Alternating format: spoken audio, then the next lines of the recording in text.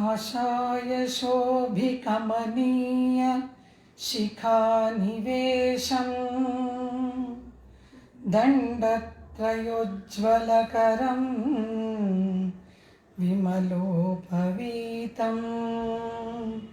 उद्यद्दिनेशनिभमुल्लसदूर्ध्वपुण्ड्रं रूपं तव स्तुयति राज दृशोर्ममग्रे श्रीविष्णुचित्तकुलनन्दन कल्पवल्लीं श्रीरङ्गराज हरिचन्दन योगदृश्यां साक्षात् क्षमां करुणया कमलामिवान्यां गोदामनन्यशरणः शरणं प्रपद्ये उल्लासपल्लवितपालित सप्तलोकी निर्वाहकोरकितनेम कटाक्षलीलां श्रीरङ्गहर्म्यतलमङ्गल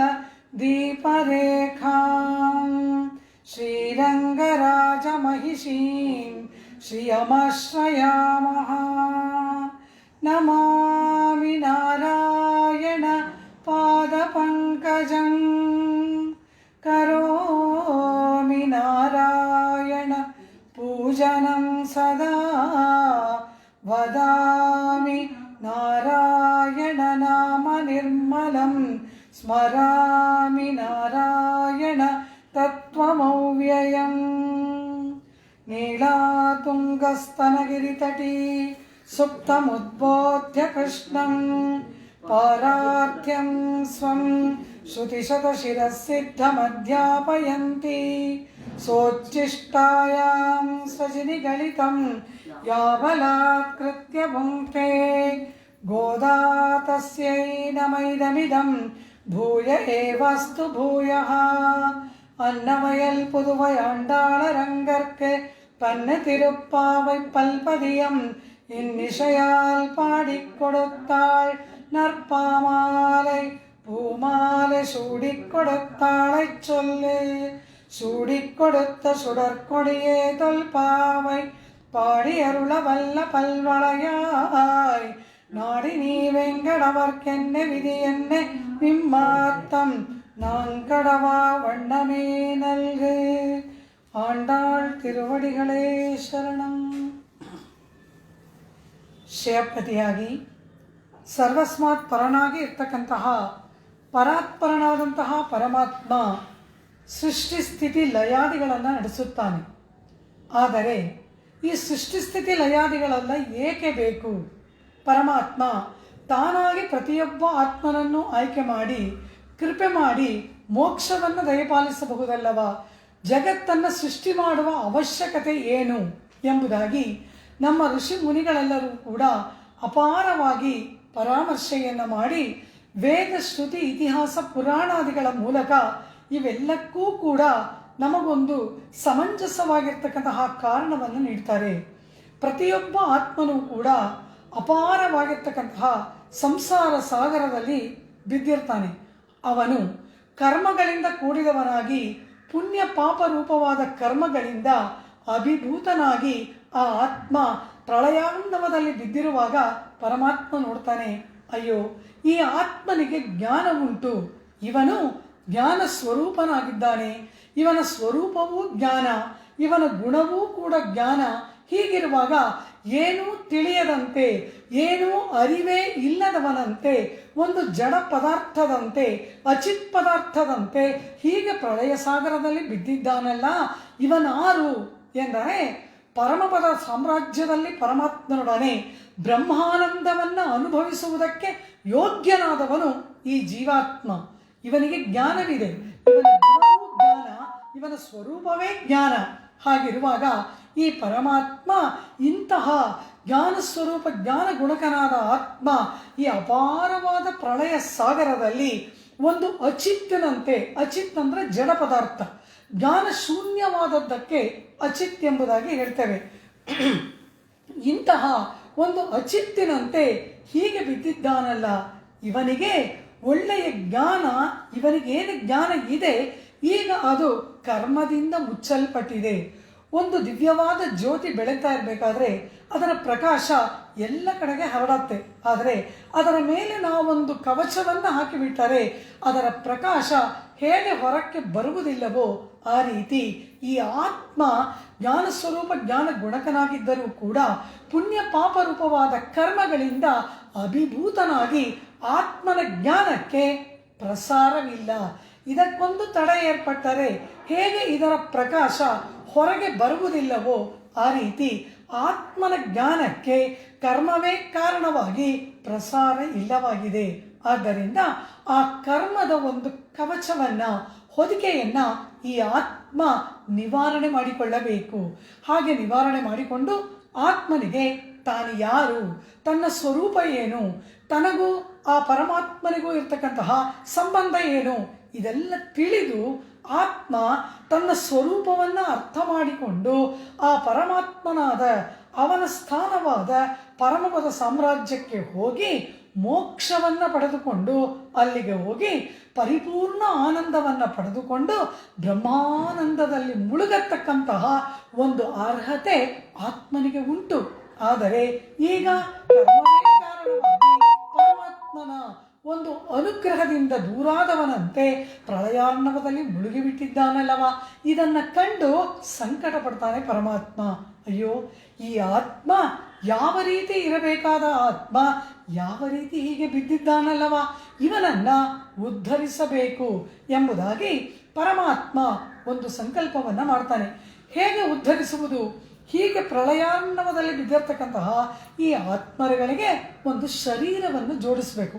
ಕಾರಣ, ಶರೀರವಿಲ್ಲದಿದ್ದರೆ ಯಾವ ಕಾರ್ಯವನ್ನು, ಯಾವ ಸಾಧನೆಯನ್ನು ಯಾವ ಆತ್ಮನು ಮಾಡಲಾರ. ಆತ್ಮನಿಗೆ ಶರೀರವನ್ನು ಕೊಡಬೇಕು. ಹಾಗೆ ಪ್ರಳಯಾರ್ಣವದಲ್ಲಿ ಬಿದ್ದಿರ್ತಕ್ಕಂತಹ ಸಕಲಾತ್ಮಗಳಿಗೂ ಕೂಡ ಶರೀರವನ್ನು ಪರಮಾತ್ಮ ಸೃಷ್ಟಿ ಮಾಡ್ತಾನೆ ಅಚಿತ್ತತ್ವಗಳ ಮೂಲಕವಾಗಿ. ಅಚಿತ್ ಎಂಬುದು ಒಂದು ತತ್ವ, ಶುದ್ಧ ಸತ್ವ, ಮಿಶ್ರ ಸತ್ವ ಎಂಬುದಾಗಿ ಎರಡು ವಿಧ. ಪರಮಪದದಲ್ಲಿ ತಮಸ್ಸು ರಜಸ್ಸುಗಳು ಸೇರದೆ ಕೇವಲ ಶುದ್ಧ ಸತ್ವದಿಂದ ಇರುವ ಅಚಿತ್ತು ಆ ವೈಕುಂಠ ಪರಮಪದ ಸಾಮ್ರಾಜ್ಯದಲ್ಲಿದೆ. ಈಗ ಇಲ್ಲಿರುವ ಪದಾರ್ಥಗಳೆಲ್ಲವೂ ಕೂಡ ಮಿಶ್ರ ಸತ್ವ, ಅಂದರೆ ಪ್ರಕೃತಿ. ಪ್ರಕೃತಿ ಎಂಬುದು ಆ ಅಚಿತ್ತಿನ ಒಂದು ಮೂಲ ಸ್ವರೂಪ. ಪರಮಾತ್ಮ ಅದರಿಂದ ವಿಧ ವಿಧವಾದ ಶರೀರಗಳನ್ನೆಲ್ಲ ಸೃಷ್ಟಿ ಮಾಡ್ತಾನೆ. ಹೇಗೆ ಎಂದರೆ ಆ ಪ್ರಕೃತಿ ವಿಕೃತಿಯಾಗಿ ಬದಲಾವಣೆ ಹೊಂದುತ್ತೆ. ವಿಕೃತಿ, ಪ್ರಕೃತಿ, ವಿಕೃತಿ, ಮಹತ್ತು, ಅಹಂಕಾರ, ಈ ರೀತಿ 24 ತತ್ವಗಳಾಗಿ ಆ ಪ್ರಕೃತಿಯನ್ನ ಪರಮಾತ್ಮ ಒಂದರಿಂದ ಒಂದು ಆ ಪರಮಾತ್ಮ ತತ್ವ, ಈ ಪ್ರಕೃತಿ ತತ್ವವನ್ನ 24 ತತ್ವಗಳಾಗುವಂತೆ ಪರಮಾತ್ಮ ಅದನ್ನು ಮಾರ್ಪಡಿಸುತ್ತಾನೆ. ಅಂದರೆ ಒಂದೊಂದು ತತ್ವವು ಒಂದರಿಂದ ಒಂದು ಡೆರಿವೇಟಿವ್. ಪ್ರಕೃತಿಯಿಂದ ವಿಕೃತಿ, ವಿಕೃತಿಯಿಂದ ಮಹತ್ತು, ಮಹತ್ತಿಂದ ಅಹಂಕಾರ, ಅದರಿಂದ ರಜಸ್ಸು, ತಮಸ್ಸು, ಸತ್ವ, ಅನಂತರ ರಜಸ್ಸಿನಿಂದ ಇಂದ್ರಿಯಗಳು, ಅದೇ ರೀತಿಯಾಗಿ ಪಂಚಭೂತಗಳು, ತನ್ಮಾತ್ರಗಳು, ತನ್ಮಾತ್ರಗಳಿಂದ ಪಂಚಭೂತಗಳು, ಪಂಚಭೂತಗಳೇ ಪೃಥಿವಿ, ಅಪ್, ತೇಜೋ, ವಾಯು, ಆಕಾಶ ಎಂಬ 5 ತತ್ವಗಳು. ಈ 5 ತತ್ವಗಳನ್ನು ವಿಧ ವಿಧವಾಗಿ ಮಿಶ್ರಣ ಮಾಡಿ ಮಾಡಿ ಮಾಡಿ ಮಾಡಿ ಮಾಡಿ ಲಾಟ್ ಆಫ್ ಕಾಂಬಿನೇಷನ್ಸ್, ಈ 5 ತತ್ವಗಳನ್ನು ವಿಧ ವಿಧವಾಗಿ ಮಿಶ್ರಣ ಮಾಡಿ ಮಾಡಿ ಮಾಡಿ ಮಾಡಿ ಈ ಜಗತ್ತಿನಲ್ಲಿ ನಾವು ಏನೇನನ್ನು ನೋಡ್ತೀವಿ, ಕೇಳ್ತೀವಿ, ಎಲ್ಲವನ್ನ ಪರಮಾತ್ಮ ಸೃಷ್ಟಿ ಮಾಡ್ತಾನೆ. ಇದರಲ್ಲಿರುವುದು ಪಂಚಭೂತಗಳೇ, ಇದರಲ್ಲಿರುವುದು ಪಂಚಭೂತವೇ, ಇದರಲ್ಲಿರುವುದು ಪಂಚಭೂತವೇ. ಆದರೆ ಆ ಪಂಚಭೂತಗಳಲ್ಲಿ ಒಂದರಲ್ಲಿ ವಾಯುತತ್ವ ಅಧಿಕ, ಒಂದರಲ್ಲಿ ಪೃಥ್ವಿ ತತ್ವ ಅಧಿಕ, ಇನ್ನೊಂದರಲ್ಲಿ ಆಕಾಶದ ಅಂಶ ಅಧಿಕ, ಮತ್ತೊಂದರಲ್ಲಿ ಜಲದ ಅಂಶ ಅಧಿಕ. ಹೀಗೆ ಇದು 5 ತತ್ವಗಳನ್ನು ಅಡಿಪಾಯವಾಗಿ ಇಟ್ಟುಕೊಂಡು ಅದರಲ್ಲಿ ವಿಧ ವಿಧವಾದ ಮಿಶ್ರಣವನ್ನು ಮಾಡಿ ಮಾಡಿ ಮಾಡಿ ಮಾಡಿ ಪರಮಾತ್ಮ ಸಮಸ್ತ ಪದಾರ್ಥಗಳನ್ನು ಸೃಷ್ಟಿ ಮಾಡ್ತಾನೆ. ಇದನ್ನು ಪಂಚೀಕರಣ, ನವೀಕರಣ, ಸಪ್ತೀಕರಣ ಎಂಬುದಾಗೆಲ್ಲ ಹೇಳ್ತಾರೆ. ವೇದೋಪನಿಷತ್ತುಗಳು ಇದನ್ನೆಲ್ಲ ವರ್ಣನೆ ಮಾಡುತ್ತೆ. ಇದು ನಾವು ಏನನ್ನ ನಮ್ಮ ಶರೀರ ಅಂತ ಕರಿತಾ ಇದ್ದೀವಿ, ಇದು ಜಡ ಪದಾರ್ಥ. ಇದರ ಒಳಗೆ ಇರುವುದು ಆತ್ಮ ಅಂದರೆ ಆ ಒಳಗಿರುವ ಆತ್ಮನಿಗೆ ಜ್ಞಾನ ಉಂಟು. ಆದರೆ ಇದು ಜ್ಞಾನ ಶೂನ್ಯ. ಕಾರಣ ಏನು? ಇದೇ ಆತ್ಮವಲ್ಲವ, ಶರೀರವೇ ಆತ್ಮವಲ್ಲವ ಎಂದರೆ ಇಲ್ಲ. ಹೇಗೆ? ಇದುವರೆಗೂ ಒಬ್ಬ ವ್ಯಕ್ತಿ ಮಾತನಾಡ್ತಾ ಇರ್ತಾನೆ. ಆ ವ್ಯಕ್ತಿ ಕೃಷ್ಣಸ್ವಾಮಿನೋ ರಾಮಸ್ವಾಮಿನೋ ಏನೋ ಅವರ ಹೆಸರು, ಅವರು ಮಾತಾಡ್ತಾ ಇರ್ತಾರೆ ಇಷ್ಟುವರೆಗೂ. ಈಗ ಅವರಿಗೆ ಮರಣ ಏರ್ಪಟ್ಟು ಬಿಡುತ್ತೆ. ಅದೇ ಕಣ್ಣು, ಅದೇ ಮೂಗು, ಅದೇ ಕಿವಿ, ಅದೇ ಕಾಲು ಕೈ ಎಲ್ಲ ಇರುತ್ತೆ. ಕೃಷ್ಣಸ್ವಾಮಿಗಳೇ ಅಂದರೆ ಮಾತಿಲ್ಲ, ಕತೆ ಇಲ್ಲ. ಕಾರಣ ಏನು? ಕೃಷ್ಣಸ್ವಾಮಿಗಳೇ ಎಂಬುದಾಗಿ ಸಂಬೋಧನೆ ಮಾಡಿದಾಗ ಏನು ಎಂದು ಕೇಳುವ ಆತ್ಮ ಅದರ ಒಳಗೆ ಇಲ್ಲ. ಶರೀರ ಹಾಗೆ ಇದೆ. ಆದರೆ ಇಷ್ಟು ಹೊತ್ತು ಕೂಡ ಪ್ರತಿಸ್ಪಂದನವನ್ನು ಕೊಡ್ತಾ ಇದ್ದ ವ್ಯಕ್ತಿ ಈಗ ಏಕೆ ಮಾತನಾಡ್ತಾ ಇಲ್ಲ? ಈಗ ಏಕೆ ಪ್ರತಿಸ್ಪಂದನ ಬರ್ತಾ ಇಲ್ಲ ಅಂದರೆ ಅದನ್ನು ಮಾಡುವವನು ಜ್ಞಾನವನ್ನು ಉಳ್ಳಂತಹ ಒಬ್ಬ ಆತ್ಮ. ಆದ್ದರಿಂದ ಈ ಶರೀರ ಆತ್ಮ ಅಲ್ಲ, ಇದಕ್ಕೆ ಜ್ಞಾನವಿಲ್ಲ, ಇದು ಜಡ, ಇದು ಜ್ಞಾನ ಶೂನ್ಯ ಎಂಬುದನ್ನು ಅಲ್ಲಿ ನಮಗೆ ತೋರಿಸ್ತಾರೆ. ದೇಹ, ಇಂದ್ರಿಯ, ಮನಃ, ಪ್ರಾಣ, ದೀಭ್ಯೋ ಅನ್ಯ ಆತ್ಮ ಎಂಬುದಾಗಿ ನಿರೂಪಣೆ ಮಾಡಿದ್ರು. ಶರೀರ, ಮನಸ್ಸು, ಬುದ್ಧಿ, ಇಂದ್ರಿಯ ಇವೆಲ್ಲಕ್ಕಿಂತ ಬೇರೆಯಾಗಿ ಇರುವ ತತ್ವ ಆತ್ಮತತ್ವ ಎಂಬುದಾಗಿ ಇದು ಹೇಳಲ್ಪಟ್ಟಿದೆ. ಇದನ್ನೇ ಭಗವದ್ಗೀತೆಯಲ್ಲಿ ಕೃಷ್ಣ ಪರಮಾತ್ಮ ಕೂಡ ಹೇಳ್ತಾನೆ. ಉತ್ತಮ ಪುರುಷಸ್ತು ಅನ್ಯ ಪರಮಾತ್ಮೇತಿ ಉದಾಹೃತ ಅಂತ ತನ್ನನ್ನು ಹೇಳ್ಕೊತಾನೆ. ನಾನು ಯಾರು ಅಂದರೆ ಇದು ಎಲ್ಲಕ್ಕಿಂತ ಬೇರಾದವನು, ಹಾಗೆ ನೀನು ಕೂಡ ಅಚಿತ್ತಿಗಿಂತ ಬೇರಾದವನು ಅರ್ಜುನ. ನೀನು ಆತ್ಮ ಎಂಬುದಾಗಿ ಆತ್ಮತತ್ವಕ್ಕೂ ಜಡತತ್ವಕ್ಕೂ ವ್ಯತ್ಯಾಸವನ್ನು ತೋರಿಸಿ ಜಡವಾದ ಶರೀರದ ಒಳಗಡೆ ಜ್ಞಾನಸ್ವರೂಪನಾದ ಆತ್ಮ ಇರ್ತಾನೆ.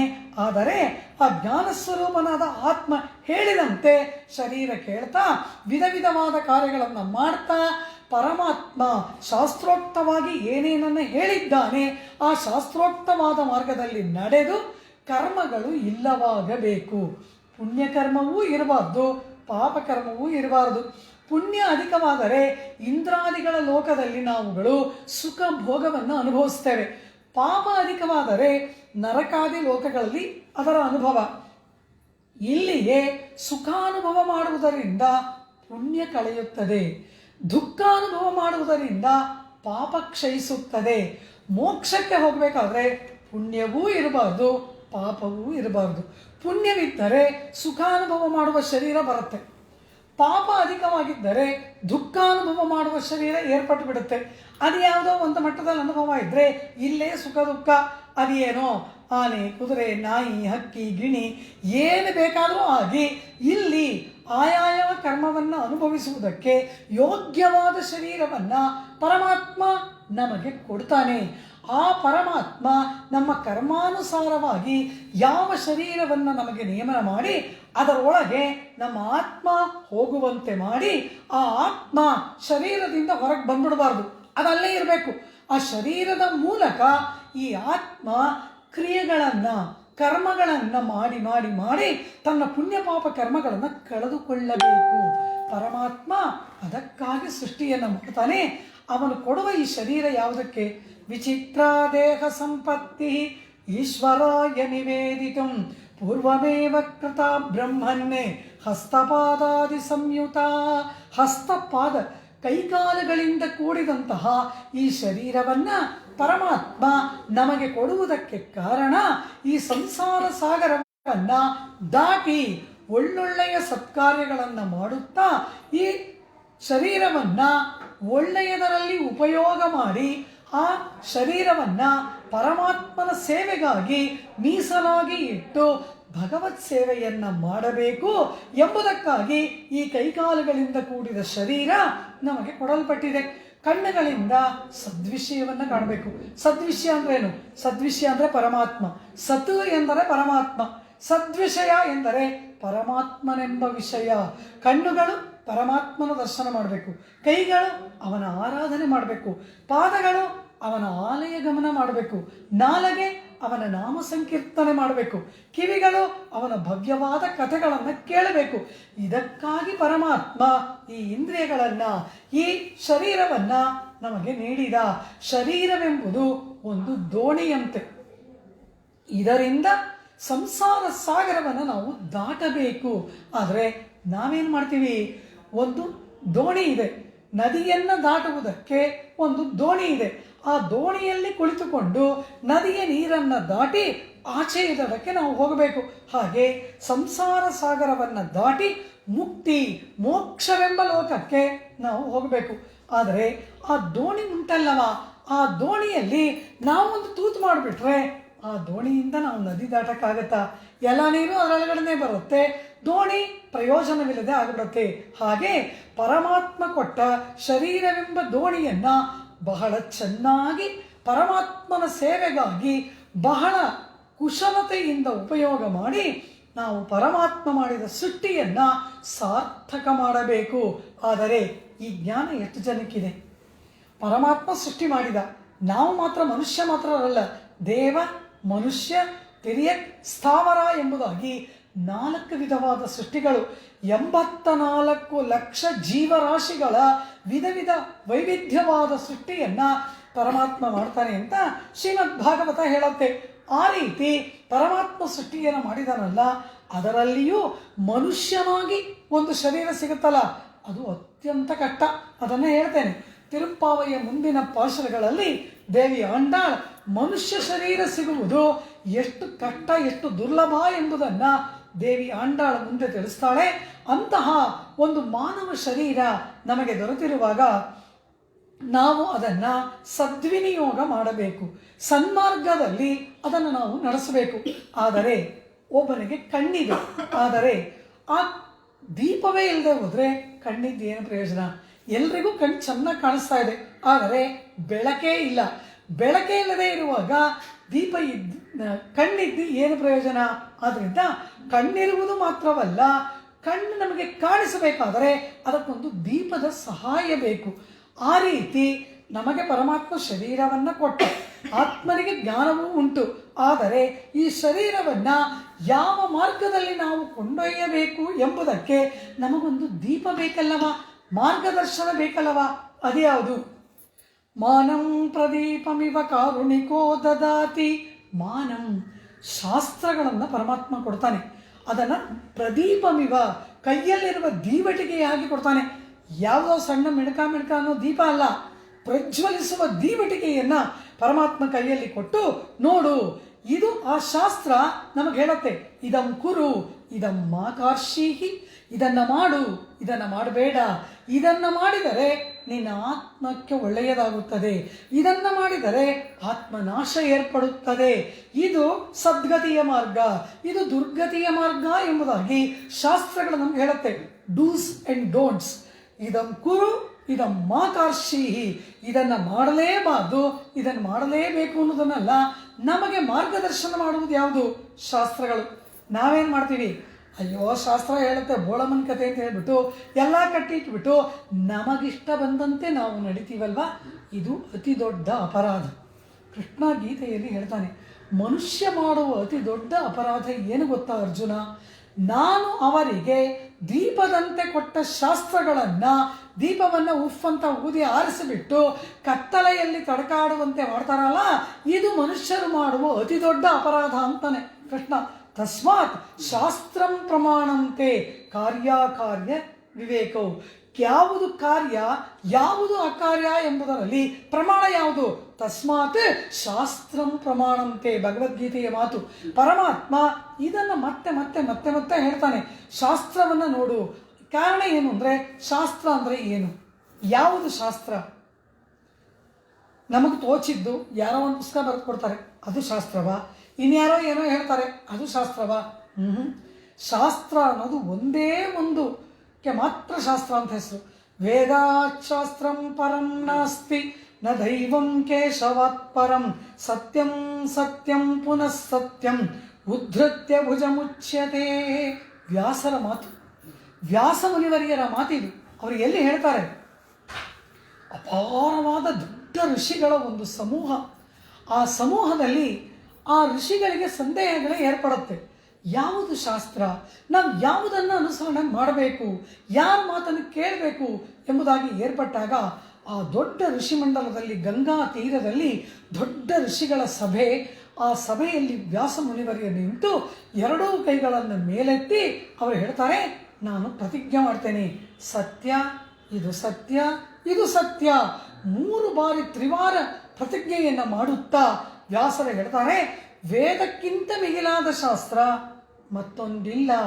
ವೇದದಿಂದ ತಿಳಿಸಲ್ಪಡುವ ಕೇಶವ ಶ್ರೀಮನ್ನಾರಾಯಣನಿಗಿಂತ ಮಿಗಿಲಾದ ದೈವ ಮತ್ತೊಂದು ಇಲ್ಲ. ಇದು ವ್ಯಾಸರ ಮಾತು. ಋಷಿ ಸಮೂಹದಲ್ಲಿ ವೇದಕ್ಕಿಂತ ದೊಡ್ಡದಾದ ಶಾಸ್ತ್ರ ಇನ್ನೊಂದಿಲ್ಲ. ಅದು ಶಾಸ್ತ್ರ. ಅದು ಪ್ರತಿಪಾದನೆ ಮಾಡುವ ದೈವ ಯಾವುದು? ಪರಮಾತ್ಮನಾದ ನಾರಾಯಣ ಕೇಶವ. ಅವನಿಗಿಂತ ಮಿಗಿಲಾದ ಪರದೈವ ಮತ್ತೊಂದಿಲ್ಲ. ಇದನ್ನು ನೀವು ತಿಳಿಯಿರಿ ಅಂತಾರೆ ವ್ಯಾಸ ಮುನಿವರಿಯರು. ಆದ್ದರಿಂದ ಆ ವೇದಗಳು ಏನು ಹೇಳುತ್ತೆ, ಆ ವೇದಗಳಲ್ಲಿ ಹೇಳಿದ್ದನ್ನ ನಮ್ಮ ನಿತ್ಯವಾದ ಆಚರಣೆಗಳಿಗೆ ಹೇಗೆ ಅಳವಡಿಸಿಕೊಳ್ಳೋದು? ಒಂದು ದೊಡ್ಡ ಥಿಯರಿ ಇರುತ್ತೆ, ಆದರೆ ಅದನ್ನು ನಾವು ಅಪ್ಲೈ ಮಾಡ್ಕೊಳ್ಬೇಕು. ಫಿಸಿಕ್ಸ್ ಅಂತಿದ್ರೆ ಅಪ್ಲೈಡ್ ಫಿಸಿಕ್ಸ್ ಅಂತ ಬೇರೆ ಇರುತ್ತೆ. ಹಾಗೆ ವೇದಗಳಲ್ಲಿ ಎಲ್ಲ ಹೇಳಿದ್ದರೂ ಕೂಡ ನಮ್ಮ ನಿಜ ಜೀವನದಲ್ಲಿ ಅದನ್ನ ಅಳವಡಿಸಿಕೊಂಡು ಅನುಕರಣ ಮಾಡತಕ್ಕಂತಹ, ಅನುಸರಿಸತಕ್ಕಂತಹ ಒಂದು ಕ್ರಮಗಳನ್ನು ತಿಳಿಸಿಕೊಳ್ಳುವುದೇ ಸ್ಮೃತಿ ಗ್ರಂಥಗಳು. ಭಾರ್ಗವ ಸ್ಮೃತಿ, ಪರಾಶರ ಸ್ಮೃತಿ, ವ್ಯಾಸ ಸ್ಮೃತಿ, ಹಾರೈತ ಸ್ಮೃತಿ, ಅನೇಕ ಸ್ಮೃತಿ ಗ್ರಂಥಗಳು ಉಂಟು.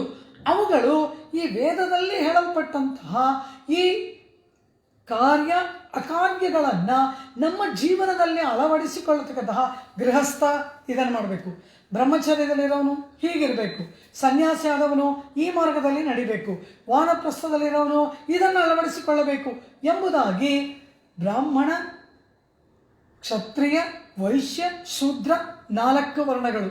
ಈ 4 ವರ್ಣದಲ್ಲಿಯೂ 4 ಆಶ್ರಮಗಳು, ಬ್ರಹ್ಮಚರ್ಯ, ಗೃಹಸ್ಥ, ವಾನಪ್ರಸ್ಥ, ಸನ್ಯಾಸ ಎಂಬುದಾಗಿ 4 ವರ್ಣ, 4 ಆಶ್ರಮಗಳಲ್ಲಿರುವವರು ಯಾರ್ಯಾರು ಏನೇನನ್ನ ಯಾವ್ಯಾವಾಗ ಹೇಗೆ ಯಾವ ರೀತಿ ಯಾವುದಕ್ಕೋಸ್ಕರ ಮಾಡಬೇಕು ಇದನ್ನು ಹೇಳುತ್ತವೆ ಸ್ಮೃತಿಗಳು.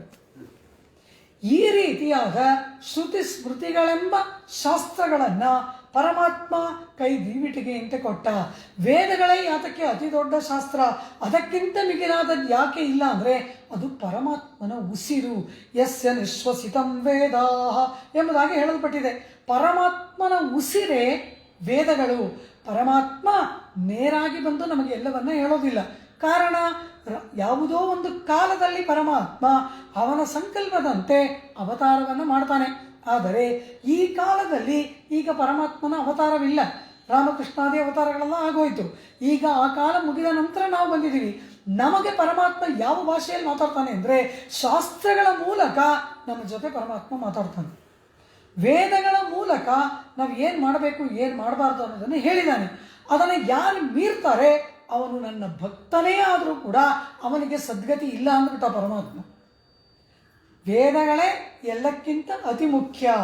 ಆ ವೇದ ಶ್ರುತಿ ಸ್ಮೃತಿಗಳನ್ನು ಯಾವನ ಮೀರ್ತಾನೆ, ಅದಕ್ಕೆ ವಿರುದ್ಧವಾಗಿ ಯಾವನ ನಡ್ಕೊಳ್ತಾನೆ, ಮದ್ಭಕ್ತೋಪಿ ನ ವೈಷ್ಣವ ಅಂದ್ಬಿಟ್ಟ. ನನಗೂ ಅವನಿಗೂ ಸಂಬಂಧ ಇಲ್ಲ ಅಂದ್ಬಿಟ್ಟ ಪರಮಾತ್ಮ.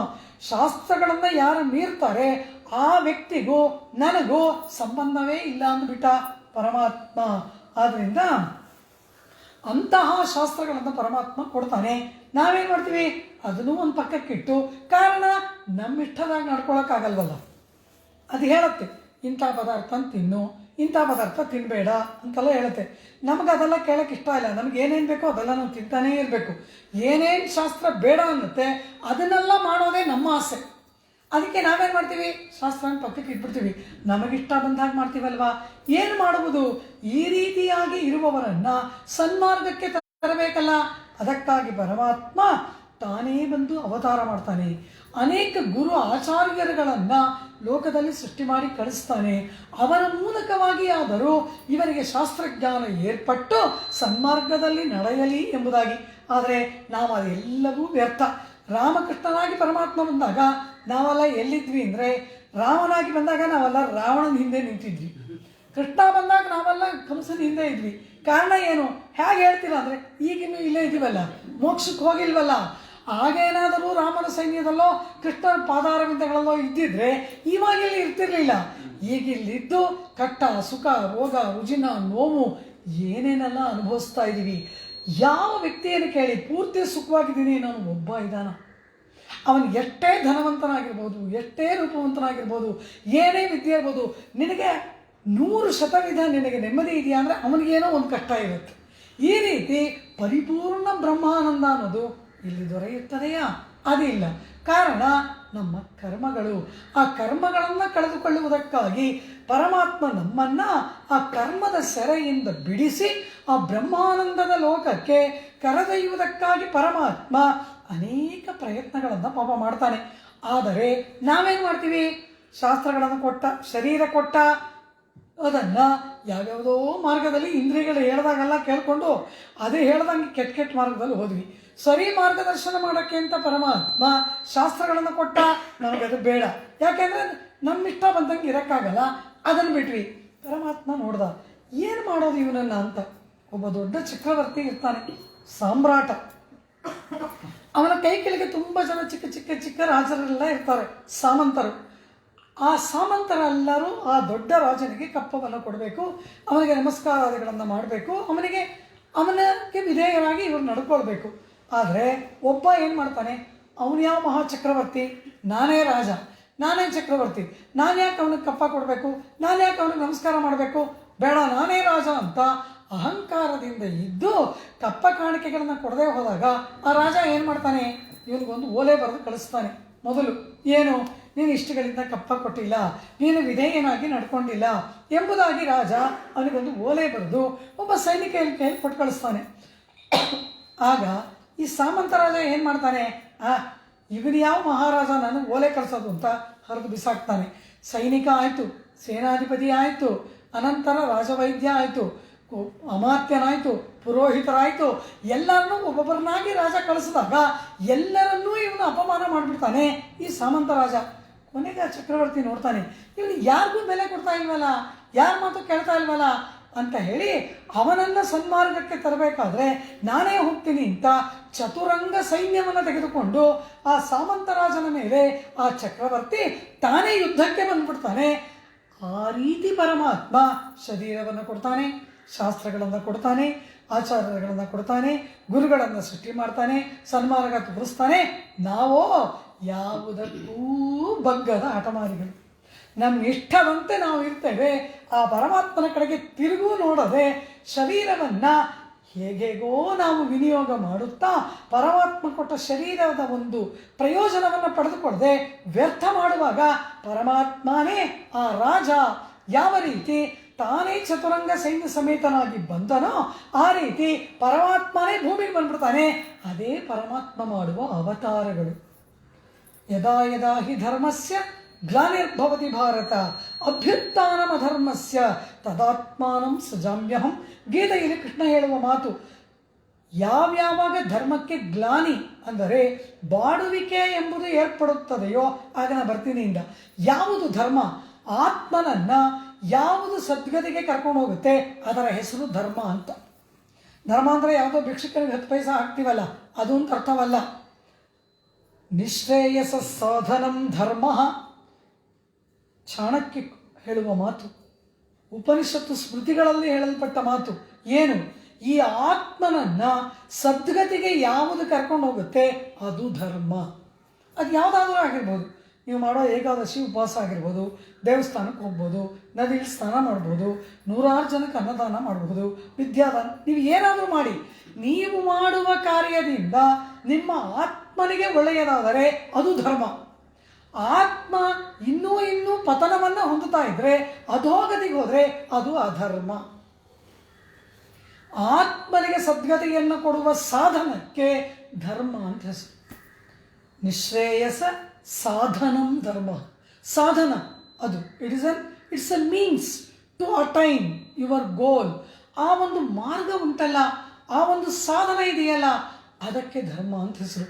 ಆ ಧರ್ಮ ಯಾವಾಗ ಬಾಡ್ತಾ ಬರುತ್ತೆ ಅಂದರೆ ಜನಕ್ಕೆ ತಮ್ಮ ಆತ್ಮನ ಸದ್ಗತಿಯ ಚಿಂತನೆ ಇಲ್ಲದೇನೆ ಇಂದ್ರಿಯ ವಶರಾಗಿ ಇನ್ನೂ ಸಂಸಾರದಲ್ಲೇ ಮುಳುಗುವಂತಹ ಒಂದು ಕೆಟ್ಟ ಸ್ಥಿತಿ ಯಾವಾಗ ಬರುತ್ತೆ ಆಗ ನಾನು ಅವತಾರ ಮಾಡ್ತೇನೆ ಅರ್ಜುನ ಅಂತಾನೆ.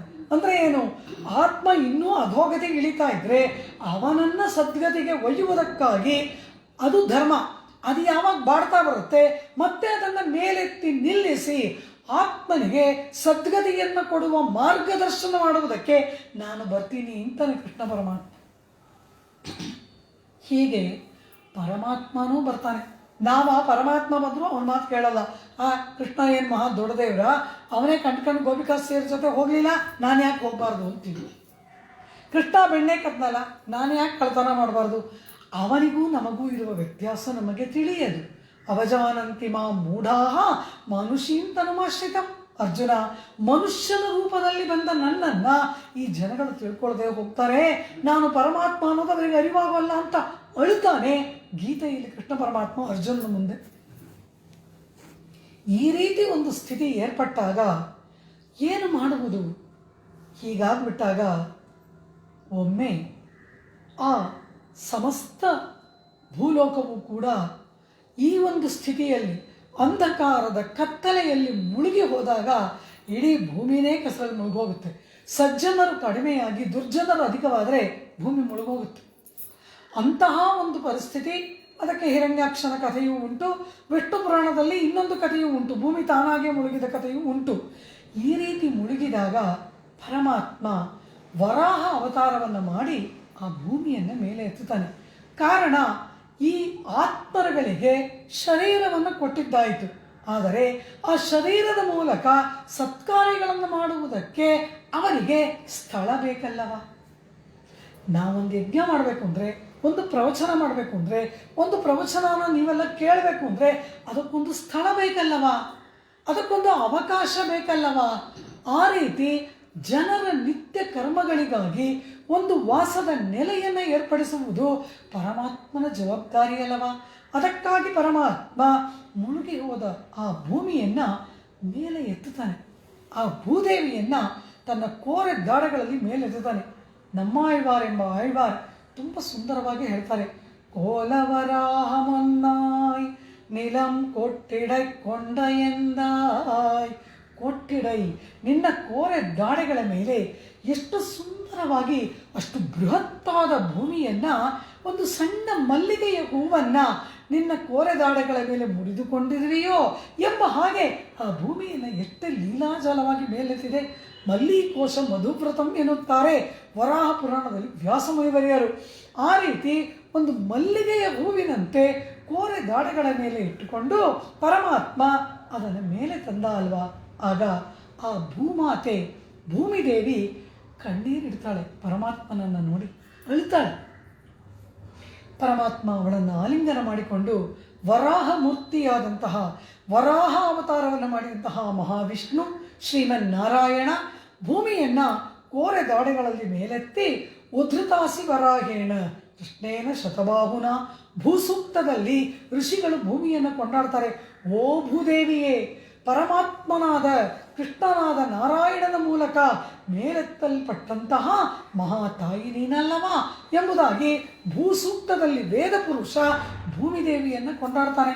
ಅಂತಹ ಭೂಮಿದೇವಿ ಪರಮಾತ್ಮನನ್ನು ನೋಡಿ ಕಣ್ಣೀರಿಡುತ್ತಾ ಸಂಕಟ ಪಡ್ತಾಳೆ. ಹಾಗೆ ಸಂಕಟ ಪಡುವಾಗ ಪರಮಾತ್ಮ ಕೇಳ್ತಾನೆ, ಏಕೆ ನೀನು ರೋದನ ಮಾಡ್ತಿದೀಯಾ? ಕಣ್ಣಲ್ಲಿ ಏಕೆ ನೀರು? ಕೆಸರಲ್ಲಿ ಮುಳುಗಿ ಹೋದ ನಿನ್ನನ್ನು ನಾನು ಮೇಲೆ ಎತ್ತಿದ್ದಾಯಿತಲ್ಲವ, ನಿನ್ನ ಸಂಕಟ ಕಳೆಯಿತಲ್ಲವ. ನನ್ನ ಪತ್ನಿ ನೀನು, ನನ್ನ ಪ್ರಿಯ ಪತ್ನಿ ನೀನು, ನಿನ್ನನ್ನು ನಾನು ಉದ್ಧರಿಸಿ ಆಯಿತಲ್ಲವ. ಇನ್ನೇ ಏಕೆ ನಿನಗೆ ಸಂಕಟ, ಇನ್ನೇಕೆ ನಿನಗೆ ದುಃಖ ಅಂತ ಕೇಳಿದಾಗ, ಹೇ ಭಗವನ್, ನನ್ನನ್ನೇನೋ ಉದ್ಧಾರ ಮಾಡಿಬಿಟ್ಟೆ, ನನ್ನನ್ನೇನೋ ಮೇಲೆತ್ತಿ ಬಿಟ್ಟೆ, ಆದರೆ ನನ್ನ ಮಕ್ಕಳ ಪಾಡೇನು? ಅವಳ ಮಕ್ಕಳು ಯಾರು? ನಾವುಗಳು. ಯಾವ ಶಾಸ್ತ್ರ ಯಾವ ಸ್ಮೃತಿಗೂ ಒಳಪಡದೆ ಮನಸೋ ಇಚ್ಛೆ ಜೀವನವನ್ನು ಮಾಡ್ತಾ ಇನ್ನೂ ಇನ್ನೂ ಇನ್ನೂ ಆತ್ಮನಿಗೆ ದುರ್ಗತಿಯನ್ನು ತರ್ತಾ ಇದ್ದೀವಲ್ಲ, ಆ ಮಕ್ಕಳ ಪಾಡೇನು? ಅವರಿಗಾಗಿ ನಾನು ಶಾಸ್ತ್ರಗಳನ್ನು ಕೊಟ್ಟಾಯಿತು. ಇದೋ ಭೂಮಿ ಇದೆ, ಭೂಮಿಯ ಮೇಲೆ ಅವರು ವಿಧ ವಿಧವಾದ ಸತ್ಕರ್ಮಗಳನ್ನು ಮಾಡಲಿ, ಸನ್ಮಾರ್ಗದ ಆಚರಣೆಗಳನ್ನು ಮಾಡಲಿ, ಸದ್ಗತಿಗೆ ಬರಲಿ, ಏನೀಗ ಅಂತ ಪರಮಾತ್ಮ ಕೇಳ್ತಾನೆ. ಭಗವನ್, ಕಲಿಯುಗದಲ್ಲಿ ಮನುಷ್ಯರಿಗೆ, ಎಲ್ಲ ಜೀವಿಗಳಿಗೂ, ಮನುಷ್ಯರು ಮಾತ್ರವಲ್ಲ, ಈ ಲೋಕದಲ್ಲಿ ಎಲ್ಲರಿಗೂ ಆಯಸ್ಸು ಅಲ್ಪ, ಅನಂತರ ಆರೋಗ್ಯ ಅಲ್ಪ. ಆಯಸ್ಸು ಅಲ್ಪ, ಎಲ್ಲಕ್ಕಿಂತ ದೊಡ್ಡದಾಗಿ ಜ್ಞಾನವಂತೂ ಅತ್ಯಲ್ಪ. ಧರ್ಮರಾಜನಿಗೆ ಪಟ್ಟಾಭಿಷೇಕ ಮಾಡಿ ಆಸ್ಥಾನ ಏರ್ಪಟ್ಟಾಗ ಮುಂದಿನ ಸಿಂಹಾಸನದಲ್ಲಿ ಬಂದು ಕೃಷ್ಣ ಕೂತ್ಕೊಳ್ತಾನೆ. ಅವತ್ತು ಧರ್ಮರಾಜ ಸಭೆಯನ್ನು ಪ್ರಾರಂಭ ಮಾಡುವಾಗ ಯುಧಿಷ್ಠಿರ ಯಾರ್ಯಾರು ತಮ್ಮ ಅಹವಾಲುಗಳನ್ನು ಹೇಳ್ಕೊಳ್ಬೇಕು ಅವನು ಒಂದು ಅಲ್ಲಿ ಬಂದು ಹೇಳ್ತಾರೆ, ಇವತ್ತು ನಿಮ್ಮ ಮನವಿಗಳನ್ನು ಸಲ್ಲಿಸಬಹುದು ಅಂತ. ಆ ದಿನ ಮನವಿಯನ್ನು ಸಲ್ಲಿಸುವುದಕ್ಕೆ ಮೊದಲು ನಿಂತವನು ಯಾರು ಗೊತ್ತಾ? ಕೃಷ್ಣ ಪರಮಾತ್ಮ. ನನ್ನದೊಂದು ಕೋರಿಕೆ ಇದೆ, ನನ್ನದೊಂದು ಮನವಿ ಇದೆ ಅಂತಾನೆ. ಕೃಷ್ಣ, ನನ್ನ ಹತ್ತಿರ ನಿನ್ನ ಮನವಿಯ? ನೀನು ಕೊಟ್ಟ ಸಿಂಹಾಸನವಲ್ಲವಲ್ಲ, ನೀನು ಜಯಿಸಿದ ಯುದ್ಧವಲ್ಲವ ಅಂತಾನೆ ಯುಧಿಷ್ಠಿರ. ಇಲ್ಲ ಮಹಾರಾಜ, ಈಗ ಸಿಂಹಾಸನದಲ್ಲಿ ಕುಳಿತವನು ನೀನು, ನಾನು ಒಂದು ಮನವಿಯನ್ನು ಕೊಡ್ತೇನೆ. ಏನು ಮನವಿ? ಹೇ ಯುಧಿಷ್ಠಿರ ಮಹಾರಾಜ, ಮುಂದೆ ತುಂಬ ದೊಡ್ಡ ಒಂದು ಅಪಾಯದ ಪ್ರಸಂಗವಿದೆ, ಬಹುದೊಡ್ಡ ಅಪಾಯವಿದೆ ಸಮಾಜಕ್ಕೆ. ಅಂದರೆ ನಿನ್ನ ಪ್ರಜೆಗಳಿಗೆ ಅತಿ ದೊಡ್ಡ ಆಪತ್ತು ಆತಂಕ ಇದೆ, ಅದನ್ನು ನಿವಾರಣೆ ಮಾಡಬೇಕಾಗಿರುವುದು ಚಕ್ರವರ್ತಿಯಾದ ನಿನ್ನ ಒಂದು ಕರ್ತವ್ಯ ಎಂಬುದಾಗಿ ಹೇಳಿದಾಗ ಅಂಥ ಆಪತ್ತು ಏನು ಅಂತಾನೆ. ಕೃಷ್ಣ ಒಂದೇ ಒಂದು ಮಾತು ಹೇಳ್ತಾನೆ, ಒಂದು ಸಮಾಜ ಯಾವಾಗ ದುರಂತವನ್ನು ಕಾಣುತ್ತೆ, ಅಪಾಯದಲ್ಲಿ ಇದೆ ಎಂದರೆ ಅದರ ಅರ್ಥ ಏನು ಗೊತ್ತಾ? ಜ್ಞಾನಾನಲ್ಪಿ ಭವಿಷ್ಯಂತಿ. ಉತ್ಕೃಷ್ಟವಾದ ಜ್ಞಾನ ಯಾವುದು ಎಂಬ ಅರಿವೆ ಯಾವಾಗ ಜನಕ್ಕೆ ಇಲ್ಲವೋ ಆ ಸಮಾಜ ದುರಂತವನ್ನು ಕಾಣುತ್ತದೆ. ಜ್ಞಾನವು ಕ್ಷೀಣಿಸುವುದೇ ಒಂದು ಸಮಾಜದ ದುರಂತ ಎಂಬುದನ್ನು ಕೃಷ್ಣ ಪರಮಾತ್ಮ ಮಹಾಭಾರತದಲ್ಲಿ ಹೇಳಿದ ಮಾತು. ನಮಗೆ ಹಣವಿಲ್ಲ, ಆರೋಗ್ಯವಿಲ್ಲ, ಆಯಸ್ಸಿಲ್ಲ, ಅದಿಲ್ಲ, ಇದಿಲ್ಲ, ಇದೆಲ್ಲ ಯಾವ ಸಮಾಜಕ್ಕೂ ಕೇಳಲ್ಲ. ಯಾವಾಗ ಜ್ಞಾನವಿಲ್ಲವೋ ಆಗ ಮೃಗಗಳಿಗೂ ನಮಗೂ ಯಾವ ವ್ಯತ್ಯಾಸವಿಲ್ಲವಾಗುತ್ತೆ. ಸಂಸ್ಕೃತ ಭಾಷೆ ಎಷ್ಟು ಚೆನ್ನಾಗಿದೆ ಗೊತ್ತಾ? ಮೃಗಗಳ ಸಮೂಹ ಇದೆಯಲ್ಲ, ಅದಕ್ಕೆ ಸಮಜ ಅಂತ ಹೆಸರು. ಸಮಜ ಅಂದರೆ the group of animals, the society of animals, ಅದಕ್ಕೆ ಸಮಜ ಅಂತ ಹೆಸರು. ದ ಸೊಸೈಟಿ ಆಫ್ ಹ್ಯೂಮನ್ಸ್ ಇದೆಯಲ್ಲ, ಅದಕ್ಕೆ ಸಮಾಜ ಅಂತ ಹೆಸರು. ಒಂದು ದೀರ್ಘ. ಸಮಾಜ ಅಂದರೆ ಮನುಷ್ಯರ ಒಂದು ಸಂಘ, ಸಮಜ ಅಂದರೆ ಪ್ರಾಣಿಗಳ ಸಂಘ.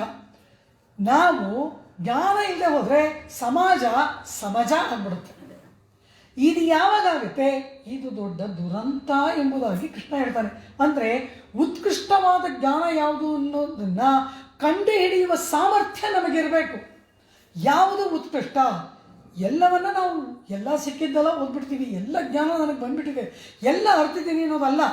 ಎಲ್ಲವನ್ನ ಕಂಡ ಪುಸ್ತಕವನ್ನೆಲ್ಲ ಓದಿ ನಾನು ಬಹುದೊಡ್ಡ ಜ್ಞಾನಿ ಅಂದುಕೊಳ್ಳೋದು ಮುಖ್ಯವಲ್ಲ. ಯಾವುದನ್ನು ಅರಿತರೆ ನನಗೆ ಸಂಸಾರದಿಂದ ಬಿಡುಗಡೆ, ಯಾವುದನ್ನು ಅರಿತರೆ ನನಗೆ ಮೋಕ್ಷ ಮುಕ್ತಿ ಎಂಬ ಜ್ಞಾನವಿದೆಯಲ್ಲ, ಆ ಜ್ಞಾನ ಇಲ್ಲದೆ ಹೋದರೆ ಆ ಸಮಾಜ ಸತ್ತಂತೆ ಎಂಬುದು ಕೃಷ್ಣನ ಅಭಿಪ್ರಾಯ. ಜ್ಞಾನಾನ್ ಅಲ್ಪೀ ಭವಿಷ್ಯಂತಿ. ಇಂತಹ ಜ್ಞಾನ ಕ್ಷೀಣಿಸುವುದೇ. ಉತ್ಕೃಷ್ಟವಾದ ಜ್ಞಾನದ ಒಂದು ಕ್ಷೀಣತೆ ಏರ್ಪಟ್ಟರೆ ಅದುವೇ ಸಮಾಜದ ದುರಂತ. ಹಾಗಾಗಬಾರ್ದು. ಅದಕ್ಕೋಸ್ಕರ ಭೀಷ್ಮರು ಅಲ್ಲಿ ಕುರುಕ್ಷೇತ್ರದ ಸಮರಭೂಮಿಯಲ್ಲಿ ಮಲಗಿದ್ದಾರೆ, ನೋಡಿ ಹೋಗಿ ಅವರ ಹತ್ರ ಎಲ್ಲ ಜ್ಞಾನದ ಉಪದೇಶವನ್ನು ಪಡೆದುಕೊಂಡು ತಾನೂ ಬರ್ತಾನೆ. ಎಲ್ಲ ಧರ್ಮಗಳ ಉಪದೇಶವನ್ನು ಮಾಡ್ತಾರೆ ಭೀಷ್ಮರು. ಸಾಮಾನ್ಯ ಧರ್ಮ, ರಾಜಧರ್ಮ, ಚತುರ್ವರ್ಣಗಳ ಧರ್ಮ, ಚತುರಾಶ್ರಮಗಳ ಧರ್ಮ ಎಲ್ಲ ಉಪದೇಶ ಆಗೋಯ್ತು. ಕೊನೆಗೆ ಧರ್ಮರಾಜನ ಮುಖವನ್ನು ಕೃಷ್ಣ ನೋಡ್ತಾನೆ. ಇನ್ನೊಂದು ಬಾಕಿ ಇದೆ, ಕೇಳು ಅಂತ ಅದರ ಅರ್ಥ. ಏನದು? ಏನನ್ನ ಅರಿತರೆ ಮುಕ್ತಿ ಸಿಗುತ್ತದೆಯೋ ಅದನ್ನು ಭೀಷ್ಮರು ನಿನಗೆ ಹೇಳಿಲ್ಲ. ಈ ಪ್ರಪಂಚದಲ್ಲಿ ಏನೇನಿದೆ ಅದೆಲ್ಲ ಹೇಳ್ಬಿಟ್ರು. ಪ್ರಪಂಚವನ್ನು ದಾಟಿ ಹೋಗೋದಕ್ಕೆ ಏನು ಬೇಕೋ ಅದನ್ನು ಕೇಳು ಅಂತಾನೆ. ಅದು ಉತ್ಕೃಷ್ಟ ಜ್ಞಾನ. ಆಗ ಅದನ್ನು ಕೇಳಿದಾಗ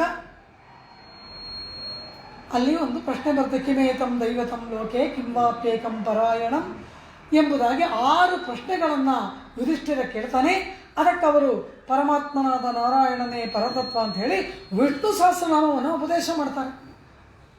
ಅದು ಬರಬೇಕಾಗಿತ್ತು. ಅದಕ್ಕಾಗಿ ಕೃಷ್ಣನ ಇಷ್ಟು ಸಿದ್ಧತೆಗಳು.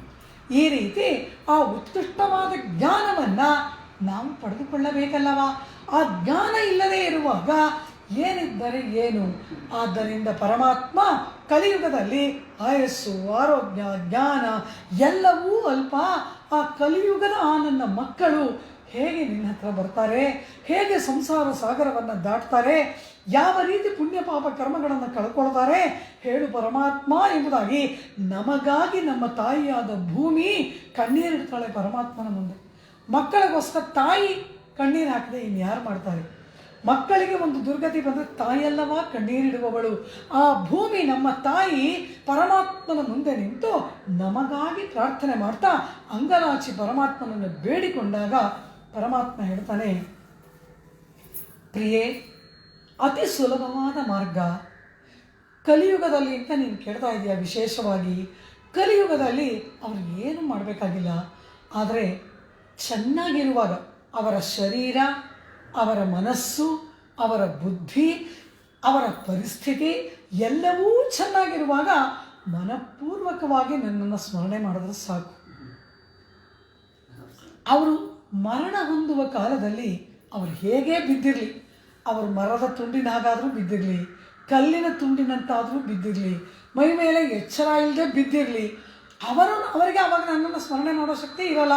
ನಮ್ಮ ಭಾಷೆಯಲ್ಲಿ ಹೇಳೋದಾದರೆ ಈಗಿನ ಕೋಮಾ ಸ್ಥಿತಿ ಅಂತ ಇಟ್ಕೊಳ್ಳಿ. ಅವರಿಗೆ ಏನೂ ಮಾಡುವ ಸ್ಥಿತಿಯಲ್ಲಿ ಅವರು ಇರೋಲ್ಲ. ಆದರೆ ಅವರು ಚೆನ್ನಾಗಿರುವಾಗ ನನ್ನ ಸ್ಮರಣೆಯನ್ನು ಮಾಡಿದರೆ, ಅವರು ಈ ಸ್ಥಿತಿಯಲ್ಲಿರಬೇಕಾದ್ರೆ ಅವರು ನನ್ನನ್ನು ಸ್ಮರಿಸಬೇಕಾಗಿಲ್ಲ, ನಾನು ಅವರನ್ನು ಸ್ಮರಿಸಿ ಸದ್ಗತಿಗೆ ಕರೆದುಕೊಂಡು ಹೋಗ್ತೇನೆ. ಸ್ಥಿತೇ ಮನಸ್ಸಿ ಸುಸ್ವಸ್ಥೆ ಶರೀರೇ ಸತಿ ಯೋ ನರಃ ಧಾತು ಸಾಮ್ಯೇ ಸ್ಥಿತೇ ಸ್ಮರ್ತ ವಿಶ್ವರೂಪಂಚ ಮಾಮಜಂ ತತಸ್ಥಂ ಮ್ರಿಯಮಾಣಂತು ಕಾಷ್ಠ ಪಾಷಾಣ ಸನ್ನಿಭಂ ಅಹಂ ಸ್ಮರಾಮಿ ಮದ್ಭಕ್ತಂ ನಯಾಮಿ ಪರಮಾಂ ಗತಿಂ. ಶರೀರೇ ಸ್ಥಿತೆ ಮನಸ್ಸಿ ಸುಸ್ವಸ್ಥೆ ಶರೀರೇ ಮನಸ್ಸಿ ಸುಸ್ವಸ್ಥೆ. ಶರೀರ, ಮನಸ್ಸು ಮತ್ತು ಶರೀರದಲ್ಲಿರುವ ಸಕಲ ಧಾತುಗಳು ಕೂಡ ಸುಸ್ಥಿತಿಯಲ್ಲಿ ಇರುವಾಗ, ಸ್ಥಿತೇ ಮನಸ್ಸಿ ಸುಸ್ವಸ್ಥೆ ಶರೀರೇ ಸತಿ ಯೋ ನರಃ, ಯಾವ ನರಃ ಮನುಷ್ಯನು, ಸ್ಥಿತೇ ಮನಸ್ಸಿ ಸುಸ್ವಸ್ಥೆ ಶರೀರೇ ಸತಿ ಯೋ ನರಃ ಧಾತು ಸಾಮ್ಯೆ, ಎಲ್ಲ ಧಾತುಗಳು ಮೈಯಲ್ಲಿರುವುದಲ್ಲ ಸಮಸ್ಥಿತಿಯಲ್ಲಿರುತ್ತೆ. ಯಾವ ಒಂದು ಚಿಂತನೆ, ರೋಗ ರುಜಿನ ಅವನನ್ನು ಕಾಡೋದಿಲ್ಲ. ಧಾತು ಸಾಮ್ಯೆ ಸ್ಥಿತೆ ವಿಶ್ವರೂಪಂಚ ಮಾಮಜಂ ಸ್ಮರ್ತ, ವಿಶ್ವರೂಪಿಯಾಗಿ ಇರ್ತಕ್ಕಂತಹ ನನ್ನನ್ನು ಅವನು ಸ್ಮರಣೆ ಮಾಡಿಕೊಂಡದ್ದೇ ಆದರೆ, ಅವನು ಸ್ಮರಿಸಿದವನೇ ಆಗಿದ್ದರೆ, ತತಸ್ಥಂ ಮ್ರಿಯಮಾಣಂತು, ಅವನು ಮರಣ ಹೊಂದುವಾಗ, ಮ್ರಿಯತೆ ಅಂದರೆ ಮರಣ ಹೊಂದುವಿಕೆ, ಅವನು ಮರಣಿಸುವ ಕಾಲದಲ್ಲಿ ಏನು ಮಾಡ್ತೀನಿ, ಅವನನ್ನು ಸ್ಮರಿಸೋದು ಬೇಡ. ಕಾಷ್ಠ ಪಾಷಾಣ ಸನ್ನಿಭಂ, ಕಾಷ್ಠ ಅಂದರೆ ಮರದ ತುಂಡು, ಪಾಷಾಣ ಅಂದರೆ ಕಲ್ಲು.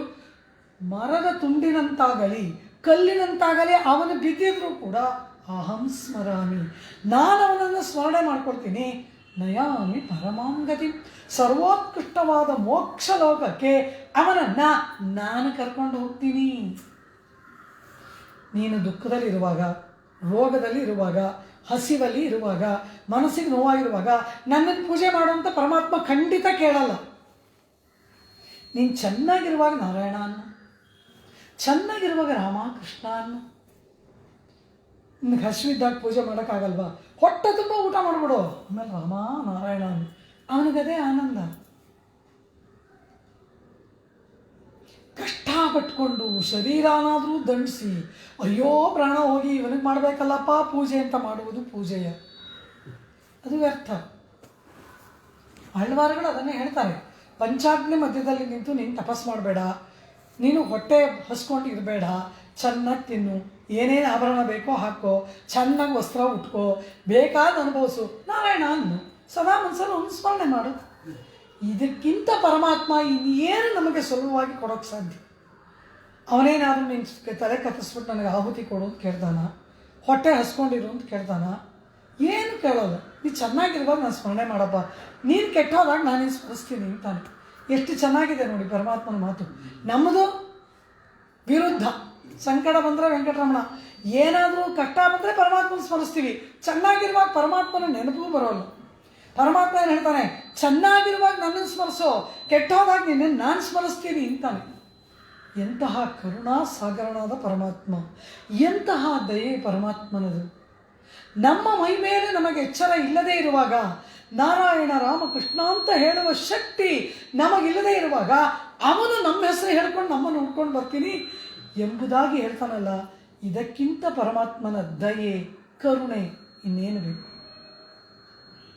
ಈ ಮಾತನ್ನು ಹೇಳ್ತಾನೆ ಭೂಮಿಯನ್ನು ನೋಡಿ.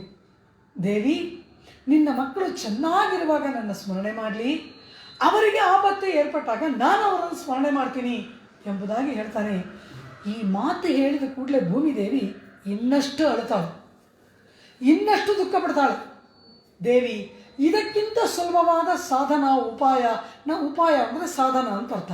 ಇನ್ನಾವ ಉಪಾಯವನ್ನು ಸಾಧನವನ್ನು ನಾನು ಹೇಳಲಿ, ಇನ್ನೇನು ಮಾಡಲಿ ನಾನು ಅಂತಾನೆ. ಪರಮಾತ್ಮ, ಚೆನ್ನಾಗಿರುವಾಗ ನಿನ್ನನ್ನು ಸ್ಮರಿಸಬೇಕು ಅನ್ನೋದು ಕೂಡ ಅವ್ರಿಗೆ ಗೊತ್ತಿಲ್ವಲ್ಲ.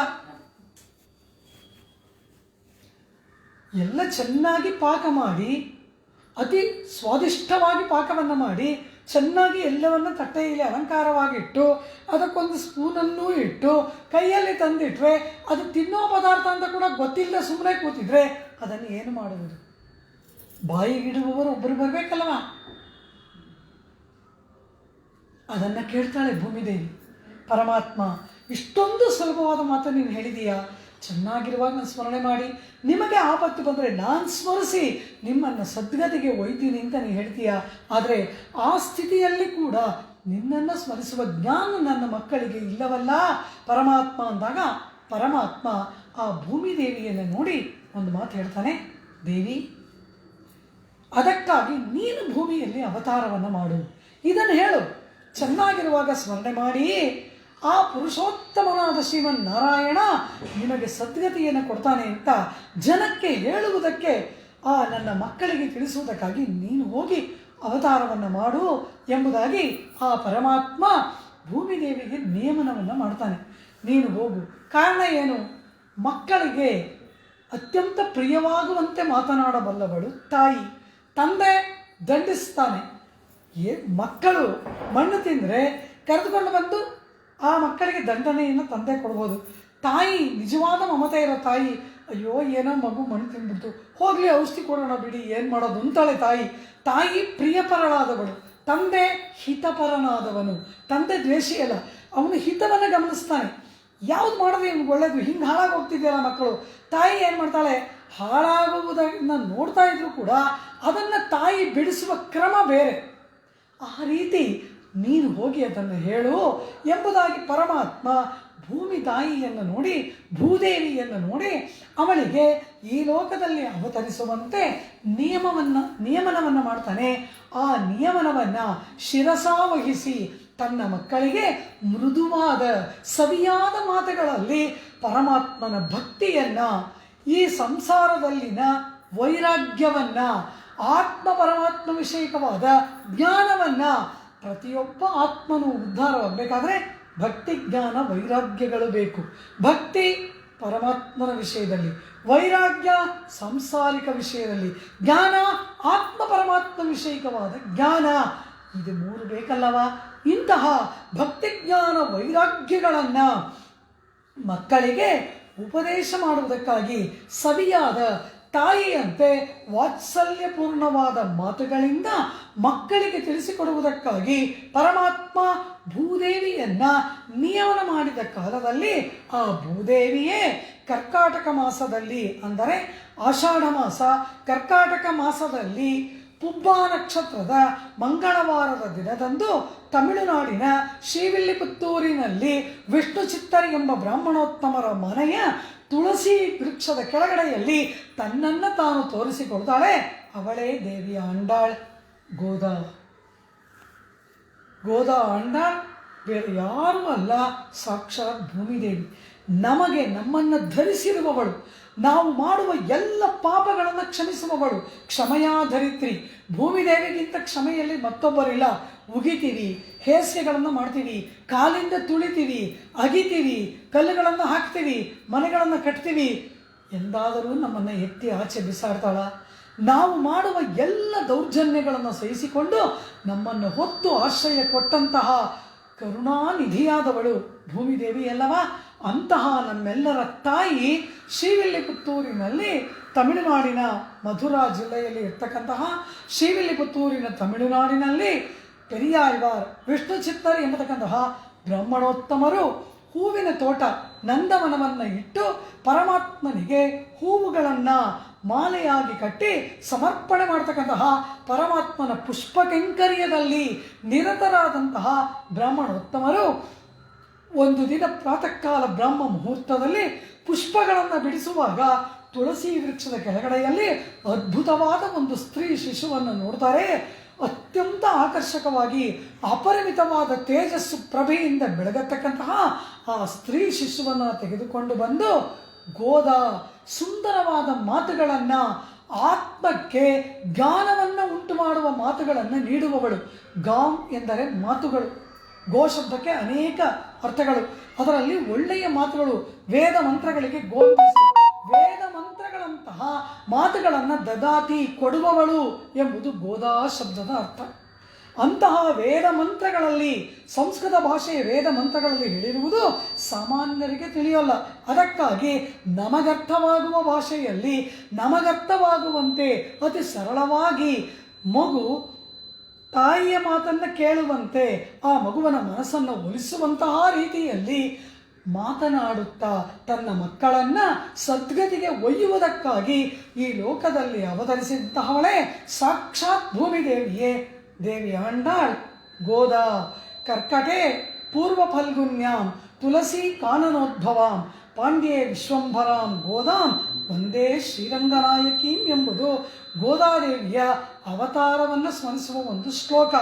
ಕರ್ಕಾಟಕ ಮಾಸದ ಪೂರ್ವ ಫಲ್ಗುನಿ ನಕ್ಷತ್ರದಲ್ಲಿ ಮಂಗಳವಾರದ ದಿನ ಅವತರಿಸಿ ಲೋಕವನ್ನು ಉದ್ಧಾರ ಮಾಡುವುದಕ್ಕಾಗಿ ಅವತರಿಸಿ ಈ ಲೋಕವನ್ನು ರಕ್ಷಣೆ ಮಾಡತಕ್ಕಂತಹ ಮಾಡಿ ಪರಮಾತ್ಮನಾದ ಶ್ರೀರಂಗನಾಥನನ್ನು ವರಿಸಿದಂತಹ ಶ್ರೀರಂಗನಾಯಕಿಯಾದ ಗೋದಾದೇವಿಯನ್ನು ನಮಸ್ಕರಿಸುತ್ತೇನೆ ಎಂಬುದಾಗಿ ಆ ಭೂಮಿದೇವಿಯನ್ನು ನಾವು ಅತ್ಯಂತ ಭಕ್ತಿಯಿಂದ ಸ್ತೋತ್ರ ಮಾಡ್ತೇವೆ.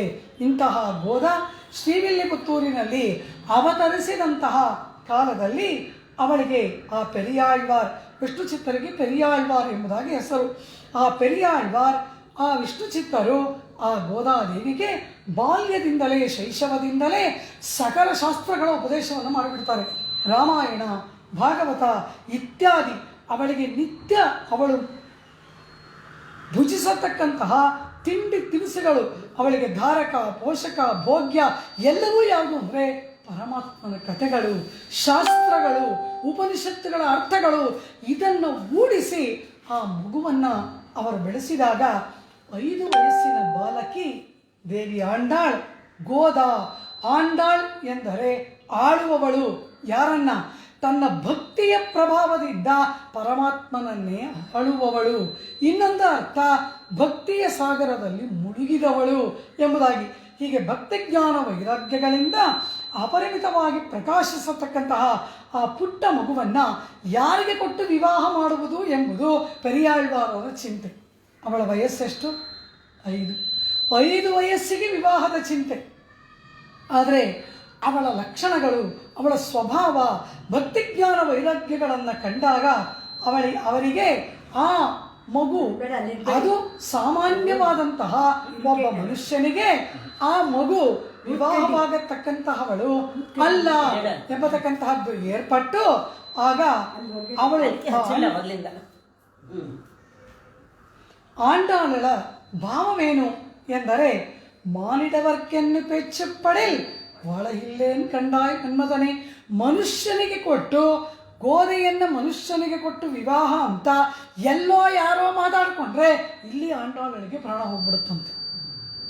ಕೇವಲ ಪರಮಾತ್ಮನಿಗೇ ಮೀಸಲಾಗಿ ಇರ್ತಕ್ಕಂಥವಳು ಅವಳು. ಸೀತೆಗಾದರೆ ಬಿಲ್ಲು ಎಂಬುದಾಗಿ ಒಂದು ವೀರ ಶುಲ್ಕವಾದರೂ ಇತ್ತು.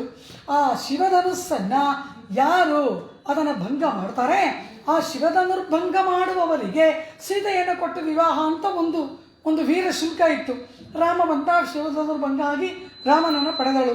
ಕೃಷ್ಣನನ್ನು ನೀಳಾದೇವಿ ವಿವಾಹವಾಗುವಾಗ 7 ವೃಷಭಗಳನ್ನು ಇಟ್ಟಿದ್ದ ಕುಂಭಗೋಪ, ನೀಳಾದೇವಿಯ ತಂದೆ.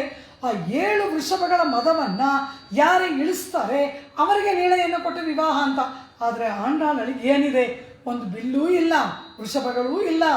ಯಾರನ್ನ ಮೆಟ್ಟಿ ಪರಮಾತ್ಮ ಇವಳನ್ನು ವಿವಾಹವಾಗಬಲ್ಲ? ಆದ್ದರಿಂದ ಪರಮಾತ್ಮನ ವಿರಹ ತೀವ್ರವಾಗಿಬಿಡ್ತು, ಅಧಿಕವಾಗಿ ಬಿಟ್ಟಿತು.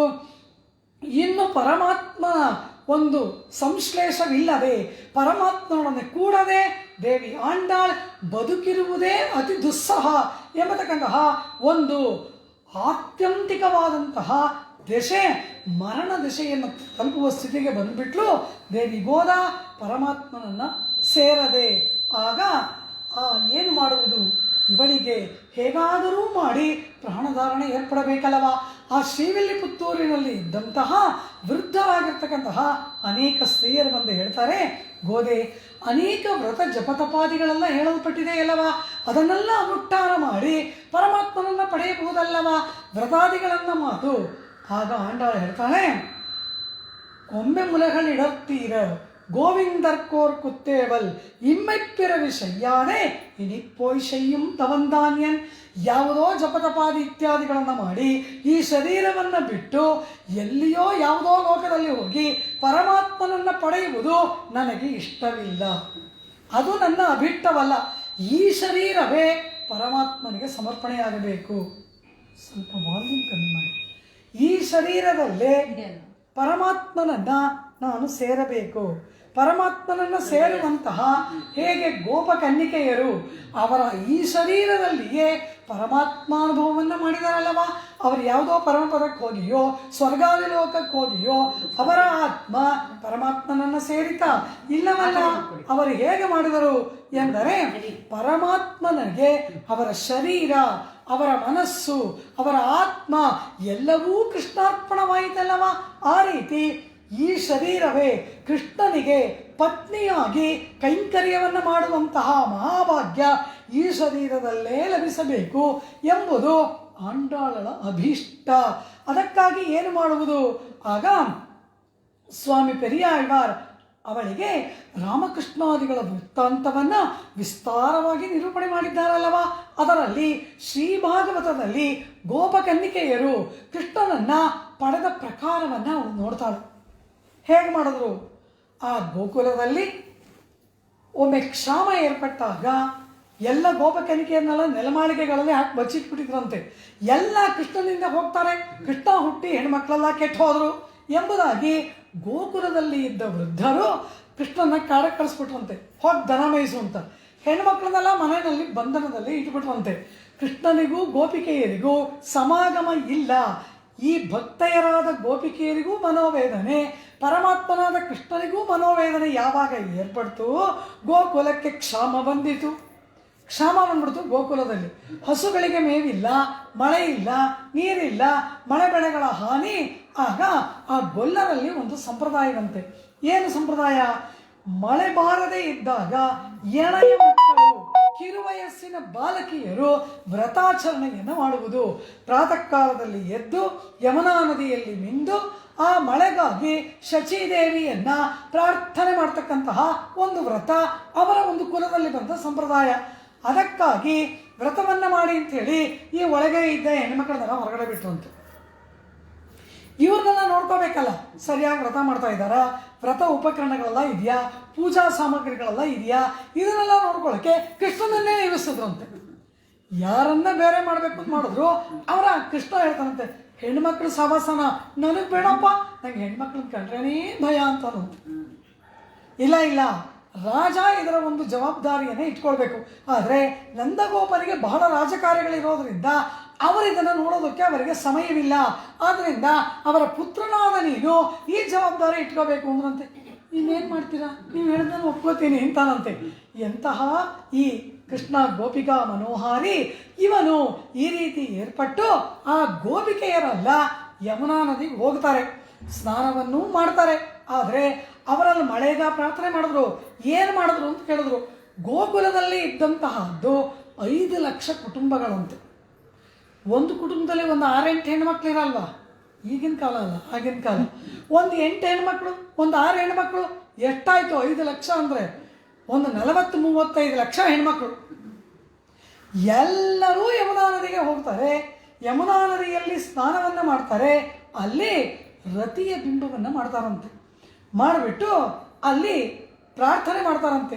ಏನು ಪ್ರಾರ್ಥನೆ ಮಾಡ್ತಾರೆ? ಕೃಷ್ಣಂ ಪತಿಂ ಮೇ ಕುರು, ಮಳೆನೂ ಇಲ್ಲ ಬೆಳೆನೂ ಇಲ್ಲ. ಅಲ್ಲಿ ಮಾಡೋ ಪ್ರಾರ್ಥನೆ ನನಗೆ ಕೃಷ್ಣ ನನ್ನ ಪತಿಯಾಗಿ ನೀಡು. ಇದು ಪ್ರತಿಯೊಬ್ಬ ಗೋಪಿಕೆಯ ಪ್ರಾರ್ಥನೆ. 8 ಲಕ್ಷ ಹೆಣ್ಮಕ್ಳಿಗೂ ಕೃಷ್ಣನೇ ಪತಿಯಾಗಿ ಬೇಕು. ಎಂತಹ ಅದ್ಭುತವಾದ ಕೃಷ್ಣಾವತಾರದ ಚರಿತ್ರೆ. ಈ ರೀತಿ ನೆರವೇರಿಸಿ ಕೃಷ್ಣನನ್ನು ಗೋಪಿಕೆಯರು ಪಡೆದರಲ್ಲವಾ, ಆಗ ಆ ಗೋಪಿಕೆಯರಿಗೆ ಕೃಷ್ಣ ರಾಸಕ್ರೀಡೆಯ ರೂಪದಲ್ಲಿ ಅವರಿಗೆ ಬ್ರಹ್ಮಾನುಭವವನ್ನು ಪರಮಾತ್ಮ ನೀಡಿದ ಚರಿತ್ರೆಯನ್ನು ಇವಳು ನೋಡ್ತಾಳೆ. ಆಗ ಆ ರಾಸಕ್ರೀಡೆಯ ನಡೆಯುವ ಒಂದು ಸಂದರ್ಭದಲ್ಲಿ ಇವರಿಗೆ ಸ್ವಲ್ಪ ಅಹಂಕಾರ ಏರ್ಪಟ್ಟಾಗ ಕೃಷ್ಣ ಕಣ್ಮರೆಯಾಗಿ ಬಿಡ್ತಾನಲ್ಲವಾ, ಆಗ ಈ ಗೋಪಿಕೆಯರು ಎಷ್ಟು ವಿರಹ ವೇದನೆಯನ್ನು ಪಡ್ತಾರೆ. ಅಳ್ತಾರೆ ರುದುಹು ಸುಸ್ವರನ್ ರಾಜನ್. ಯಮುನಾ ತೀರದಲ್ಲಿ ಕೂತ್ಕೊಂಡು ಯಮುನಾ ನದಿಯೇ ಇವರ ಕಣ್ಣೀರೋ ಎನ್ನುವಷ್ಟರ ಮಟ್ಟಿಗೆ ಪರಮಾತ್ಮನ ವಿರಹ, ಕೃಷ್ಣ ವಿರಹ ತಾಳಲಾರದೆ ಪರಿತಪಿಸಿ ಬೆಂಕಿಯಲ್ಲಿ ಬಿದ್ದಂತೆ ಛಡಪಡಿಸ್ತಾರೆ ಗೋಪಿಕೆಯರು. ಪ್ರಾಣ ಹೋಗೋ ಸ್ಥಿತಿ ಬಂದ್ಬಿಟ್ಟಿದೆ ಅವರಿಗೆ ಕೃಷ್ಣ ವಿರಹದಲ್ಲಿ. ಆಗ ಇದ್ದಕ್ಕಿದ್ದ ಹಾಗೆ ಒಬ್ಬ ಗೋಪ ಬಾಲಿಕೆ ಏನು ಮಾಡ್ತಾಳೆ, ಎದ್ದು ನಿಂತ್ಕೋತಾಳಂತೆ. ಪಕ್ಕದಲ್ಲಿ ಇನ್ನೊಬ್ಬ ಗೋಪಿಕೆ ಇದ್ದಾಳೆ. ಅವಳ ತಲೆ ಕೂದಲನ್ನು ಕೈಯಲ್ಲಿ ಹಿಡಿದುಕೊಂಡು ತುಷ್ಟ ಕಾಳಿಗೆ ತಿಷ್ಟಾತ್ರ, ಏ ಕಾಳಿಯೇನೆ ಎಲ್ಲಿಗೆ ಹೋಗ್ತಾ ಇದೆಯಾ, ನಿಂತ್ಕೋ, ನಾ ಕೃಷ್ಣ ಬಂದಿದ್ದೀನಿ ಎಂಬುದಾಗಿ ಹೇಳ್ತಾಳಂತೆ. ಇನ್ನೊಬ್ಬಳು ಪೂತನೆಯ ಹಾಗೆ ಬರ್ತಾಳಂತೆ. ಇನ್ನೊಬ್ಬಳು ಕೃಷ್ಣನ ಹಾಗೆ ಬಂದು ಪೂತನೆಯನ್ನು ಹಿಡ್ಕೋತಾಳಂತೆ. ಇನ್ನೊಬ್ಬ ಕೇಶಿವಧೆ ಮಾಡೋ ಹಾಗೆ ಮಾಡ್ತಾಳಂತೆ. ಅಂದರೆ ಎಲ್ಲ ಗೋಪಿಕೆಯರಿಗೂ ಕೃಷ್ಣನನ್ನು ಸ್ಮರಣೆ ಮಾಡಿ ಮಾಡಿ ಮಾಡಿ ಮಾಡಿ ಮಾಡಿ ಅವನನ್ನು ಪಡೆಯಬೇಕು ಎಂಬ ಹಂಬಲದಿಂದ ಇವರಿಗೆ ಕೃಷ್ಣನ ಭಾವದ ಆವೇಶ ಆಗಿಬಿಟ್ಟಿದೆ. ಇವರಲ್ಲೇ ಕೃಷ್ಣನ ಆವೇಶ ಆಗಿಬಿಟ್ಟು ಒಬ್ಬೊಬ್ಬಳು ತನ್ನ ತಾನೇ ಕೃಷ್ಣನ ಹಾಗೆ ಒಬ್ಬೊಬ್ಬಳು ಮಾಡ್ಕೋತಾ ಇದ್ದಾಳೆ. ಪ್ರಹ್ಲಾದನದು ಇದೇ ಸ್ಥಿತಿ. ಪರಮಾತ್ಮನ ಭಾವದಲ್ಲೇ ನೆಲೆಗೊಂಡ ಪ್ರಹ್ಲಾದ ಏನು ಮಾತು ಹೇಳ್ತಾನೆ, ಅಹಂ ಸರ್ವ ಮತ್ತಃ ಸರ್ವ. ವಿಷ್ಣು ಪುರಾಣದಲ್ಲಿ ಪರಾಶರ ಮುನಿಗಳು ಹೇಳ್ತಾರೆ, ನಾನೇ ಎಲ್ಲವನ್ನು ಸೃಷ್ಟಿ ಮಾಡಿದೆ, ನಾನೇ ಎಲ್ಲವೂ ಅಂತಾನೆ ಪರಮಾತ್ಮ ಪ್ರಹ್ಲಾದ. ಇವನೇ ಎಲ್ಲವ, ಇವನೇ ಸೃಷ್ಟಿ ಮಾಡೋಣ ಅಂದರೆ ಪರಮಾತ್ಮನನ್ನು ಸ್ಮರಣೆ ಮಾಡಿ ಮಾಡಿ ಮಾಡಿ ಪರಮಾತ್ಮನ ಭಾವದ ಒಂದು ಆವೇಶ ಆಗ್ಬಿಡ್ತು. ಆ ರೀತಿ ಗೋಪಿಕೆಯರಿಗೆ ಕೃಷ್ಣನ ವಿರಹದಲ್ಲಿ ಪ್ರಾಣ ಉಳಿಬೇಕು ಅಂದರೆ ಇವರೇ ಕೃಷ್ಣನ ಹಾಗೆ ಭಾವಿಸಿಕೊಂಡು ಕೃಷ್ಣನ ಅನುಭವದಲ್ಲಿ ಮುಳುಗಿ ತಮ್ಮ ಪ್ರಾಣವನ್ನು ಉಳಿಸ್ಕೊಂಡ್ರಂತೆ. ಯಾಕೆ ಪ್ರಾಣ ಉಳಿಬೇಕು ಅಂದರೆ ಕೃಷ್ಣ ಬರಬೇಕು, ನಮ್ಮನ್ನು ಆಲಿಂಗನ ಮಾಡಬೇಕು. ಪ್ರಾಣ ಹೋಗ್ಬಿಟ್ರೆ ಶರೀರ ಹೋಗ್ಬಿಡುತ್ತಲ್ಲವ. ಆದ್ದರಿಂದ ಕೃಷ್ಣ ಬಂದು ನಮ್ಮನ್ನು ಆಲಿಂಗನ ಮಾಡಿ ಶರೀರ ಕೃಷ್ಣಾರ್ಪಣವಾಗುವ ತನಕ ಶರೀರವನ್ನು ಕಾಪಾಡ್ಕೋಬೇಕು. ಅದಕ್ಕಾಗಿ ಕೃಷ್ಣ ಭಾವದ ಒಂದು ಅನುಕರಣ. ಹೀಗೆ ಹೇಮಂತೆ ಪ್ರಥಮೇ ಮಾಸಿ ನಂದವ್ರಜ ಕುಮಾರಿಕಾಹ ಎಂಬುದಾಗಿ ಹೇಮಂತ ಋತುವಿನ ಪ್ರಥಮ ಮಾಸ ಅಂದರೆ ಈ ಧನುರ್ಮಾಸ, ಮಾರ್ಗಳಿ ಮಾರ್ಗಶಿರ ಮಾಸ. ಈ ಮಾಸದಲ್ಲಿ ಆ ಗೋಪಿಕೆಯರು ವ್ರತ ಮಾಡಿದ ಒಂದು ಚರಿತ್ರೆಯನ್ನು ಇವಳು ಕೇಳಿದ್ದಳಲ್ಲವ ತನ್ನ ತಂದೆಯವರ ಬಳಿಯಿಂದ. ಅದು ಇವಳ ನೆನಪಿಗೆ ಬಂದಿತು. ಅನಂತರ ಆ ಗೋಪಿಕೆಯರು ತಮಗೆ ಪ್ರಾಣವಿಯೋಗ ಸ್ಥಿತಿ ಬಂದಾಗ ಕೃಷ್ಣನನ್ನು ಅನುಕರಣ ಮಾಡಿ ಪ್ರಾಣಧಾರಣೆ ಮಾಡಿಕೊಂಡ್ರು. ಹಾಗೆ ಮರಣ ಸ್ಥಿತಿಯನ್ನು ತಲುಪಿದಂತಹ ಆಂಡಾಳ್ ಗೋಪಿಕೆಯರನ್ನು ಅನುಕಾರ ಮಾಡಿ ತನ್ನ ಪ್ರಾಣಧಾರಣೆ ಮಾಡಿಕೊಳ್ತಾಳೆ. ಗೋಪಿಕೆಯರು ಕೃಷ್ಣನ ಅನುಕಾರ ಮಾಡಿದ್ರು, ದೇವಿ ಆಂಡಾಳ್ ಗೋಪಿಕೆಯರನ್ನು ಅನುಕರಣ ಮಾಡ್ತಾಳೆ. ತಾನು ನಂದ ಗೋಕುಲದಲ್ಲಿನ ಒಬ್ಬ ಗೊಲ್ಲ ಕನ್ನಿಕೆಯಾಗಿ, ಒಬ್ಬ ಗೋಪ ಕನ್ನಿಕೆಯಾಗಿ ಭಾವನೆಯನ್ನು ಮಾಡಿಕೊಂಡು ಶ್ರೀವಿಲ್ಲಿ ಪುತ್ತೂರೇ ನಂದ ಗೋಕುಲವಾಗಿ, ಅಲ್ಲಿರುವ ವಟಪತ್ರಶಾಹಿಯೇ ನಂದಗೋಪಾಲನ ಕುಮಾರನಾದ ಕೃಷ್ಣನಾಗಿ ಭಾವಿಸಿ ತನ್ನ ಆ ಗೆಳತಿಯರೊಡನೆ ಆಂಡಾಳ್ ನಡೆಸತಕ್ಕಂತಹ ಅದ್ಭುತವಾದ ಒಂದು ಭಗವದ್ ಅನುಭವವೇ 30 ಪಾಶುರಗಳ ತಿರುಪ್ಪಾವೈ. ಭಾಷೆ ತಮಿಳು, ಯಾವ ಭಾಷೆ ಆದ್ರೇನು ಭಗವದ್ ಅನುಭವ ನಮಗೆ ಮುಖ್ಯ. ಯಾವುದರ ಮೂಲಕ ನಮಗೆ ಭಗವದ್ ಅನುಭವ ಬರ್ತಾ ಇದೆಯೋ ಅದು ನಮಗೆ ಅತಿ ಮುಖ್ಯ. ಆದ್ದರಿಂದ ತಮಿಳುನಾಡಿನಲ್ಲಿ ಅವತರಿಸಿದ್ದರಿಂದ ಆ ಭಾಷೆಯಲ್ಲಿ ದೇವಿ ಆಂಡಾಳ್ ಪಾಶುರವನ್ನು ಗಾನ ಮಾಡ್ತಾ ಆ ಗೋದಾದೇವಿಗೆ ಎಷ್ಟರ ಮಟ್ಟಿಗೆ ಒಂದು ಗೊಲ್ಲ ಭಾವದ ಆವೇಶ ಆಯಿತು ಅಂದರೆ, ಅವಳ ಮಾತು, ಅವಳು ಉತ್ಕೃಷ್ಟಳಾದ ಬ್ರಾಹ್ಮಣರ ಮನೆಯಲ್ಲಿ ಹುಟ್ಟಿ ಶಾಸ್ತ್ರಾರ್ಥಗಳನ್ನು ಕಲಿತವಳು. ಅವಳ ಭಾಷೆ ಹೇಗಿದೆ, ಗ್ರಾಮ್ಯ ಭಾಷೆ ಆಗೋಯ್ತಂತೆ. ಗೊಲ್ಲರು ಮಾತನಾಡುವ ಭಾಷೆ ಮಾತಾಡ್ತಾಳಂತೆ. ಅವಳು ನಡೆದುಕೊಳ್ಳೋ ರೀತಿ, ಅವಳ ಅಲಂಕಾರ ಎಲ್ಲ ಅವಳ ಗೋಪಿಕೆಯರ ಗೊಲ್ಲರ ಅಲಂಕಾರದ ಹಾಗೆ, ದನ ಕಾಯುವವರ ಹಾಗೆ ಪೂರ್ಣವಾಗಿ ಮಾರ್ಪಾಡಾಗಿಬಿಟ್ಲು ಗೋದೆ. ವ್ಯಾಖ್ಯಾನಕಾರರು ತಿರುಪ್ಪಾವೈಗೆ 6 ಅದ್ಭುತ ವ್ಯಾಖ್ಯಾನಗಳಿದೆ. ಎಷ್ಟು ದಪ್ಪದ ಗ್ರಂಥವಿದೆ, 30 ಪಾಶುರಗಳಿಗೆ ವ್ಯಾಖ್ಯಾನ, ಸಕಲ ಉಪನಿಷದ ಅರ್ಥಗಳೂ ಇರುವುದು ತಿರುಪ್ಪಾವೆ. ಅಂತಹ ಆ ತಿರುಪ್ಪಾವಗೆ ವ್ಯಾಖ್ಯಾನ ಮಾಡ್ತಕ್ಕಂತಹ ಪೆರಿಯವಾಚಾನ್ ಪಿಳ್ಳೈ ಎಂಬುವವರು, ಕೃಷ್ಣ ಶರ್ಮ ಮಿಶ್ರಾ ಎಂಬುದು ಅವರ ನಾಮಧೇಯ, ಪೆರಿಯವಾಚಾನ್ ಪಿಳ್ಳೈ ಎಂಬುದು ಅವರ ತಮಿಳು ನಾಮಧೇಯ. ಅವರು ವ್ಯಾಖ್ಯಾನದಲ್ಲಿ ಹೇಳ್ತಾರೆ, ಎಷ್ಟರ ಮಟ್ಟಿಗೆ ಗೊಲ್ಲತಿಯ ಭಾವದ ಆವೇಶ ಆಯಿತು ಅಂದರೆ ಗೋದಾದೇವಿಯ ಕೈಯನ್ನು ಮೂಸಿ ನೋಡಿದ್ರೆ 3 ದಿನದ ಹಿಂದಿನ ಬೆಣ್ಣೆ ವಾಸನೆ ಬರುತ್ತಂತೆ.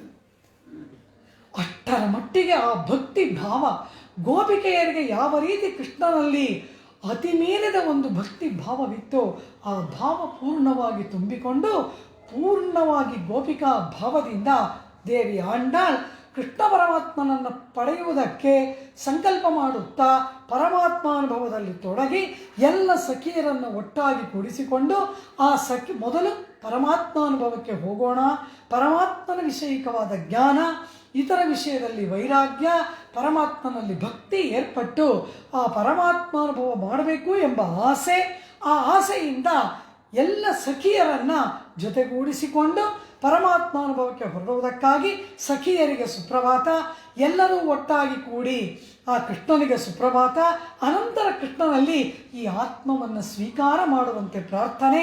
ಇಂತಹ ಒಂದು ಅದ್ಭುತವಾದ ಭಕ್ತಿ ಯಾತ್ರೆ ತಿರುಪ್ಪಾವೈ ದಿವ್ಯ ಗ್ರಂಥ. ಅಂತಹ ಆ ತಿರುಪ್ಪಾವೈಯ ಒಂದು ಗ್ರಂಥದ ಅನುಸಂಧಾನ ಮಾಡತಕ್ಕಂತಹ ಅದ್ಭುತವಾದ ಕಾಲ ಮಾರ್ಗಶಿರ ಮಾಸ. ಕಾರಣ ಆಂಡಾಳ್ ಅಂತಹ ಆ ಭಗವದ್ ಅನುಸಂಧಾನವನ್ನು ಪ್ರಾರಂಭ ಮಾಡಿದ ಕಾಲ ಮಾರ್ಗಶಿರ ಮಾಸ ಆಗಿತ್ತು.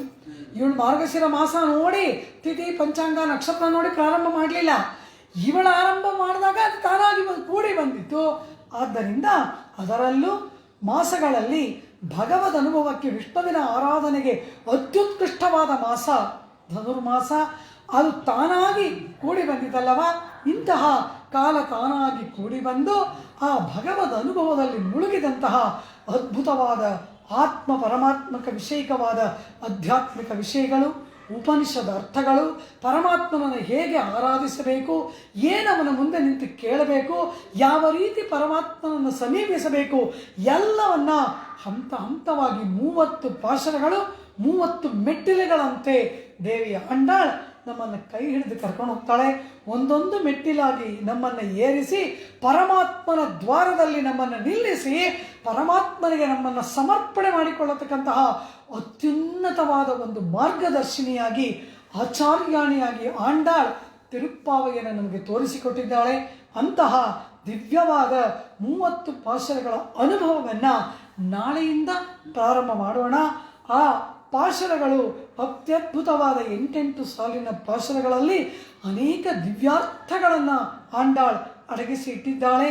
ಆ ರತ್ನಗಳನ್ನು ಪಾಶರಗಳ ವ್ಯಾಖ್ಯಾನಕಾರರು ನಮಗೆ ತೋರಿಸಿಕೊಡ್ತಾರೆ. ಅದ್ಭುತವಾದ ಗೋದಾದೇವಿಯ ಭಕ್ತಿಜ್ಞಾನ ವೈರಾಗ್ಯ ಗಾನ ಮಾಡಿದ ತಿರುಪ್ಪಾವೈ, ಅದಕ್ಕೆ ಅತ್ಯದ್ಭುತವಾದ ರತ್ನಗಳಂತಹ ವ್ಯಾಖ್ಯಾನಗಳು. ಇದರ ಪ್ರಕಾಶದಲ್ಲಿ ನಮ್ಮ ಆತ್ಮಜ್ಯೋತಿ ಪ್ರಕಾಶಿಸಿ ಪರಮಾತ್ಮನಿಗೆ ಸಮರ್ಪಿತವಾಗಲಿ ಎಂದು ಪ್ರಾರ್ಥಿಸುತ್ತಾ ಇಂದಿನ ಉಪನ್ಯಾಸಕ್ಕೆ ಮಂಗಲ.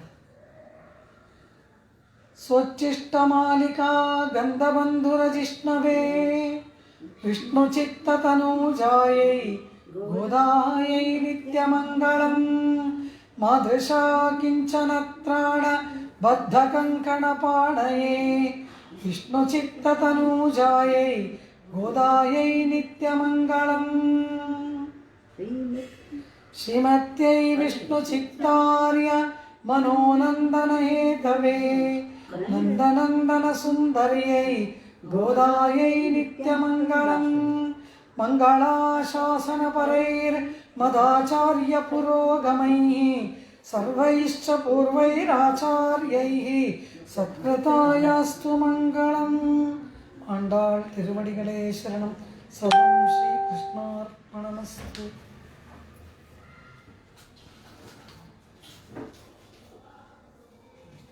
ಚೆನ್ನಾಗಿ ಬಂದಿದೆ ಮೇಡಮ್, ನಾನು ಚೆಕ್ ಮಾಡಿ